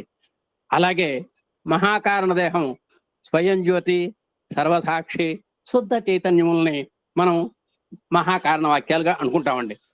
ఈ స్థూలం అనేటువంటి వాడు జాగ్రత్త అవస్థలో ఉంటాడండి ఎప్పుడు కూడా. ఇప్పుడు మనంతా కూడా ఇక్కడ ఉన్న 60 మంది జాగ్రత్త అవస్థలో ఉన్నాం మనం. అలాగే కొంతమంది నిద్రపోతూ ఉంటారండి, స్వప్నావస్థ, దాన్ని సూక్ష్మ శరీరం అంటారు. అలాగే కారణదేహం సుషుప్తి అంటారండి. దీనికి ఉదాహరణ మీకు ఒక చిన్న ఉదాహరణ చెబుతాను. అప్పుడే మంచి 3 నెలల పసిపిల్లాడు ఉయ్యాలు వేసాం, పడుకున్నాడు, స్నానం చేశాడు, మంచి మేకప్ చేసింది వాళ్ళమ్మ, ఏదో సాధు బొట్టు పెట్టింది, తలకాయ దువ్వింది, మంచి తలంటి స్నానం చేసి మహా గుర్రు పెట్టి నిద్రపోతున్నాడు. వాడు తట్టినా కూడా లేచేటట్టు లేడు. అది గాఢ అంటే ముందర ఇక్కడి నుంచి వద్దామండి, మెలుగుతోట. వాడు పడుకోబెట్టంగానే కాళ్ళు చేతులు ఆడిస్తున్నాడు, చేతులు ఆడిస్తున్నాడు, సైకిల్ దొక్కుతున్నాడు, అది చేస్తున్నాడు, మంచి హుషారుగా ఉన్నాడు, నడుము లేపుతున్నాడు. ఇట్ ఈజ్ కాల్డ్ జాగ్రత్త అవస్థ. కాసేపటి సమస్యలు పడిపోయినాడు కుర్రాడు. పడిపోయి వాడు నవ్వుకుంటూ, చూడండి మీరు పిల్లల్ని గమనించండి, ఉయ్యాల్లో వాడు ఒక్కోసారి ఏడుస్తున్నట్టుగా నటిస్తాడు, ఒక్కోసారి ఏమిటో ఎవరిని చూసి చిరునవ్వులు చిందిస్తుంటాడు. దీన్ని కళ అంటారండి. అంటే స్వప్నావస్థలో ఉన్నాడు. ఇట్ ఈజ్ కాల్డ్ సూక్ష్మ శరీరంతో ఉన్నాడు అనమాట. అప్పుడు అంటే శరీరం ఏం కదలదు, ఒక పెదవుల దగ్గర మాత్రం తేడా వస్తుంది. వాడు చిరునవ్వు నవ్వుతుంటాడు, ఒక్కోసారి ఎవడో కొట్టినట్టుగా బిక్క పెట్టి ఏడవటానికి బొంగమూత పెడతాడు. అది అలాగే ఇంకొకసారి చూడండి, మంచి గాఢనిద్రలో ఉంటాడండి. వాళ్ళ అమ్మ చెట్ట కుదిపినా సరే లేవడండి. ఇట్ ఈజ్ కాల్డ్ 3 శరీరాలు అనమాట. ఆ మాంచ కాళ్ళు ఊపినప్పుడేమో జాగ్రత్త అవస్థలో మన మన ఆ స్థూల శరీరం అంటామండి. ఆ నవ్వులు, చిరునవ్వులు, ఏడుపు మొహం పెట్టేటప్పుడు దాన్ని సూక్ష్మ శరీరం అంటాం. అలాగే ఆ మంచి ప్రగాఢమైనటువంటి నిద్రలో ఉంటే కారణదేహం అంటామండి. ఇప్పుడు ఆ విధంగా మనకు దేహాలంటే ఏమిటో అర్థమైంది కాబట్టి మనం చదువులోకి వద్దామండి. ఇప్పుడు మన పేరాలోకి వద్దాం మనం. ఈ విధంగా ఈ సూక్ష్మ శరీరం కూడా భౌతికమే, కానీ అయితే ఇవి ఒకదాని మీద ఒకటి ఆధారపడ్డాయండి. కేవలం స్థూల శరీరము పనిచేయలేదండి. సూక్ష్మ శరీరం యొక్క సహాయం కావాలి. ఆ సూక్ష్మ శరీరం కూడా ఇండిపెండెంట్ గా పనిచేయలేదండి. కారణదేహం యొక్క సపోర్ట్ కావాలి. కారణం దేహం యొక్క సపోర్టుతో సూక్ష్మ శరీరము, సూక్ష్మ శరీరం యొక్క సపోర్టుతో స్థూల శరీరము, ఇవన్నీ కూడా పరస్పరం సహకరించుకుంటూ దోహదం చేసుకుంటూ పనులు చేస్తాయి. మన సూక్ష్మ శరీరంలో ఉన్నటువంటి మనసు కాఫీ తాగాలని ఉందనుకోండి, ఆ కాఫీ తాగాలంటే స్థూల శరీరం కావాలి. ఇది సపోర్ట్ చేయాలి. ఇది వంటింట్లోకి వెళ్ళాలి, అది కాఫీ కలపాలి, తాగాలి, లేదా కలిపిన కాఫీ అన్న తీసుకొస్తే తాగాలి. ఈ విధంగా మనకు స్థూల, సూక్ష్మ, కారణ, ఇంకా మహాకారణ అంటే అది స్వయం జ్యోతి, ఇందాక చెప్పుకున్నాం, సర్వసాక్షి అనుకున్నాం, శుద్ధ చైతన్యం అనుకున్నాం. ఇప్పుడు మనం ఈ పేరాల్లోకి వెళ్దాం. ఈ సూక్ష్మ శరీరం కూడా భౌతికమే, కానీ వేరు కాదు. సూక్ష్మంలో కూడా భౌతికం ఉంటుంది. సూక్ష్మ శక్తులకు అది నిలయము. ఏది? ఆ స్థూలం అనేటువంటిది. అనగా సూక్ష్మ శరీరము సూక్ష్మ శక్తులు ఉండు చోటు, స్థూల శరీరము ఎట్లు స్థూల శక్తులకు ఆశ్రయమో అట్లే సూక్ష్మ శరీరము సూక్ష్మ శక్తులకు మనోవ్యాపారమనబడు దాని వివిధ రూపములకు ఆశ్రయము మొదట శరీరము కలదు. కాబట్టి ఇందాక మనం చెప్పుకున్నట్టే ఆ సూక్ష్మ శరీరం యొక్క పనులన్నీ కూడా స్థూల శరీరం ద్వారా చేసుకుంటూ ఉంటుంది. స్థూల శరీరం కూడా సూక్ష్మ శరీరం యొక్క ఆర్డర్స్ ను పాటిస్తూ ఉంటుంది. అంటే అక్కడ ఆ మనసు ఆర్డర్ ఇవ్వాలి. ఆ మనో నిశ్చయాల ప్రకారం, మనో సంకల్పం ప్రకారం ఇది యాక్షన్స్ చేస్తూ ఉంటుంది. ఆ సూక్ష్మ శరీరం డైరెక్టరు, ఈ స్థూల శరీరము యాక్టర్స్. అది ఎట్లా యాక్ట్ చేయమంటే అలా యాక్ట్ చేస్తూ ఉంటుంది స్థూల శరీరం. కాబట్టి దాన్ని వివిధ రూపములకు ఆశ్రయము, అంటే ఒకదానికోటి ఆశ్రయం. స్థూలానికి సూక్ష్మము, సూక్ష్మానికి కారణము, కారణానికి మహాకారణము, ఇవన్నీ కూడా పరస్పర ఆశ్రయాలు. మొదట శరీరము కలదు. అందు స్థూల భౌతిక పదార్థములను స్థూల శక్తిను కలవు. స్థూల శరీరం ఉంది, అన్ని కూడా కర్మేంద్రియాలు, పంచేంద్రియాలు మంచి ready to work. A order ఇస్తే చాలు పనిచేయడానికి సిద్ధంగా ఉంటాయి అవన్నీ కూడా. శక్తి భౌతిక పదార్థముల ఆధారం లేనిది ఉండదాలదు. ఎంత భౌతిక పదార్థాలు ఉన్నప్పటికీ వాటికి ఒక నిర్దేశం కావాలి, వాటికి ఒక ఆధారం కావాలి, వాటికి ఒక డైరెక్టర్ కావాలి, నడిపించేవాడు కావాలి. ఆ విధంగా మనస్సు నడిపిస్తూ ఉంటుంది. దాని ఉనికిని కొంత భౌతిక పదార్థం ఉండిగే తీరవలేను. అక్కడ కూడా భౌతికత్వం కావాల్సిందే. ఆ శక్తులే సూక్ష్మతరములకును. ఎప్పుడైతే స్థూలం కంటే కూడా సూక్ష్మం చాలా తేలిగ్గా ఉంటుంది. దేనికని? ఇక్కడ 20 తత్వాలు ఉన్నాయి స్థూలంలో. సూక్ష్మంలోకి వచ్చేసరికల్లా 17 ఉన్నాయి. కారణంలోకి వచ్చేసరికల్లా 1 ఉన్నది. మహాకారణంలోకి వచ్చేసరికల్లా ఇంకా జ్యోతిస్వరూపుడు ఆయన ఉన్నాడో లేడో కూడా మరి ఒకడే ఉన్నట్టు మనం చెప్పుకోవచ్చు. ఈ రెండింటికి భేదమే లేదు. స్థూలానికి సూక్ష్మానికి కూడా ఒకే వస్తువు యొక్క స్థూల రూపం ఒకటి, సూక్ష్మ రూపం ఒకటి. స్థూలం ఉంటుంది, ఆ స్థూలంలోనే సూక్ష్మం కూడా ఉంటుంది. అట్లే స్థూల సూక్ష్మ శరీరంలో కూడా భేదము లేదు. ఈ రెండు కూడా పరస్పర జంటకవుల్లాగా పనిచేస్తాయి. అంటే దాని ఆర్డర్స్ ప్రకారం ఇది, దీని యొక్క చైతన్యం ప్రకారం అది చేస్తూ ఉంటుంది. ఒక్కసారి చూసుకోండి, ఒకసారి కోమాలో ఉన్నటువంటి వ్యక్తిని ఒక్కసారి మీరు చూసుకోండి. నిజంగా ఆయన స్థూలం అంతా కూడా ఉంది, రెడీగా ఉంది. స్థూలం మంచి పకడ్బందీగా ఉన్నాడు, అసలు ఎక్కడ మచ్చలేనటువంటి మనిషిలాగా ఉన్నాడు ఐసీయూలో. కానీ సూక్ష్మ శరీరం యొక్క ఆర్డర్స్ లేవు, అంటే అది ప్రేరణ లేదు. ఎప్పుడైతే ప్రేరణ లేదో నిశ్చలంగా నిబ్బరంగా పడుకున్నవాడు పడుకున్నట్టే ఉంటాడు ఎన్ని గంటలైనా సరే. అది సూక్ష్మ శరీరం యొక్క ఆధారం లేదే స్థూలం ఏమాత్రము పనిచేయలేదు అంటానికి ఇది గట్టి ఉదాహరణ అనమాట. అలాగే స్థూల సూక్ష్మ శరీరంలో కూడా భేదం లేదు. సూక్ష్మ శరీరం కూడా భౌతికమే. ఇవన్నీ కూడా పంచభూతాలే మనం చెప్పుకున్నాం. ఆ పంచభూతాలు లేదే అసలు శరీరమే లేదు. దేహము పంచభౌతికము అని మనకు గట్టిగా స్వామివారు నొక్కి చెప్పారు. ఆ పంచభూతాల్లో ఉన్నటువంటి మళ్ళా సబ్ ఎలిమెంట్స్, అంటే ఆకాశం మళ్ళా పంచకం, జలం పంచకం, ఇవన్నీ కూడా కలిసి పంచీకరణం చెంది ఇవన్నీ కూడా మిక్స్ అయ్యి ఒకదానికొకటి సహాయం చేసుకుంటూ మన శరీరాన్ని నడిపిస్తూ ఉంటాయి. కాబట్టి ఈ శక్తులన్నింటికీ మూలము వెతికితే ప్రకృతిలో 2 పదార్థములు కలవు. అందు ఒకటి ఆకాశమనియు, రెండవ దానికి ప్రాణమనియు పేర్లు. కాబట్టి ఇంత స్థూల సూక్ష్మ శరీరాలు కూడా కదులుతున్నాయంటే వాటిల్లో ఆకాశ తత్వము, ప్రాణము ఉండాలి. కేవలం ఆకాశం ఉన్నంత మాత్రాన్ని కుదరదు, కేవలం ప్రాణం ఉన్నంత మాత్రాన్ని కుదరదు. ఈ రెండింటి యొక్క సహకారం కావాలి. అంటే అక్కడ ప్రాణం ఉండగానే సరికాదు, చైతన్యం ఉండాలి, ప్రాణశక్తి ఉండాలి. ఆ విధంగా మరి అది ఏ శక్తి నీవు చూతున్నంతయు వినున్నంతయును ఈ భూమి మున్నగున్నవంతయు భౌతికము, అదంతయు ఆకాశ జనితమే. ఈ పంచభూతాలన్నీ కూడా చివరికి ఆకాశం నుంచి వచ్చినాయే. దేనికని? ఆకాశం నుండి వాయువు అని, వాయువు నుండి అగ్ని అని ఇవన్నీ మనం చెప్పుకుంటాం. వాటన్నిటికీ బేస్ ఆకాశమే. ప్రాణ సంయోగ ప్రభావము చేత ఆకాశ పదార్థము క్రమాదిగా సూక్ష్మముగాను స్థూలముగాను అగుతుండను. ఆకాశము వలనే ప్రాణము కూడా సర్వవ్యాపకము. ఆకాశం ఎట్లయితే అన్నిటా ఉంటుందో ప్రాణం కూడా సర్వవ్యాపిగా ఉంటుంది. మరి ఆకాశమును జలరాశితో పోల్చవచ్చును. ఆ నీటి వలన పుట్టి ఆ నీటితో తేలియాడు మంచుగడ్డలతో లోకమునందు గల తదితరమునందు పోల్చవచ్చును. ఒకవేళ మనం నీరును గనక స్థూలం అనుకుంటే, అంటే నీరు గనక మనం సూక్ష్మ శరీరంతో పోల్చుకుంటే దాంట్లో పుట్టేటువంటి దాని వలన వచ్చినటువంటి మంచుగడ్డలని కూడా మనం స్థూలంగా మనం పరిగణించడానికి అవకాశం ఉంది. ఈ ఆకాశము వివిధ రూపములను చేసేటువంటి శక్తియే ప్రాణము. ప్రాణము స్థూల రూపములతో కూర్చునుట, మాట్లాడుట మొదలు రూపములో అభివ్యక్తమగును. సాధన ప్రాయమైనది స్థూల శరీరము. సాధనకు ఉపయోగపడుతుంది. మీరు ఏం పని చేయాలన్నా, వర్క్ చేయాలి అంటే ఇది కావాలి. అది ఆకాశ పదార్థ కల్పితము. సూక్ష్మ శరీరము కూడా ఆకాశ పదార్థ కల్పితమే, కానీ అది సూక్ష్మ రూపముకు ఆకాశ పదార్థము. అందు ప్రాణము యొక్క అత్యంత సూక్ష్మ రూపముకు చింతన వ్యాపారము కలదు. ముఖ్యంగా సూక్ష్మంలో మనకు ఆలోచన ఉంది. ఆ ఆలోచన ఎక్కడి నుంచి వస్తుంది? మనస్సు ద్వారా వస్తుంది మనకు. అది దాటిన తర్వాత మానవుని యొక్క యథార్థ తత్వముకు దేవుడు కలడం. ఆ తర్వాత మనం చెప్పుకున్నటువంటి మహాకారణ దేహం ఉంటుంది. మనము ఎన్నియో తడవ తీసి వేస్తున్నాను. మన గోళ్ళు ఎట్లు మన శరీరంతో అభిన్నములై తద్భాగములై ఉండను, అట్లనే స్థూల శరీరము కూడా సూక్ష్మ శరీరములకు సంబంధించి ఉండను. కాబట్టి మనం గోళ్ళు తీస్తుంటే వస్తూ ఉంటాయి. అలాగే మనసు కూడా సంకల్ప వికల్పాలకు వాళ్ళ కోరిక తిరగంగానే మళ్ళీ ఇంకో కోరిక పుడుతూనే ఉంటుంది. మన గోళ్ళు ఎంత తొందరగా పెరుగుతాయో మన మనసులో ఉండేటువంటి కోరికలు దొంతరలు కూడా ఆ విధంగానే మనకు వస్తుంటాయి. ఈ విధంగా మరి ఎన్నో విశేషాలు మనం చెప్పుకున్నాం.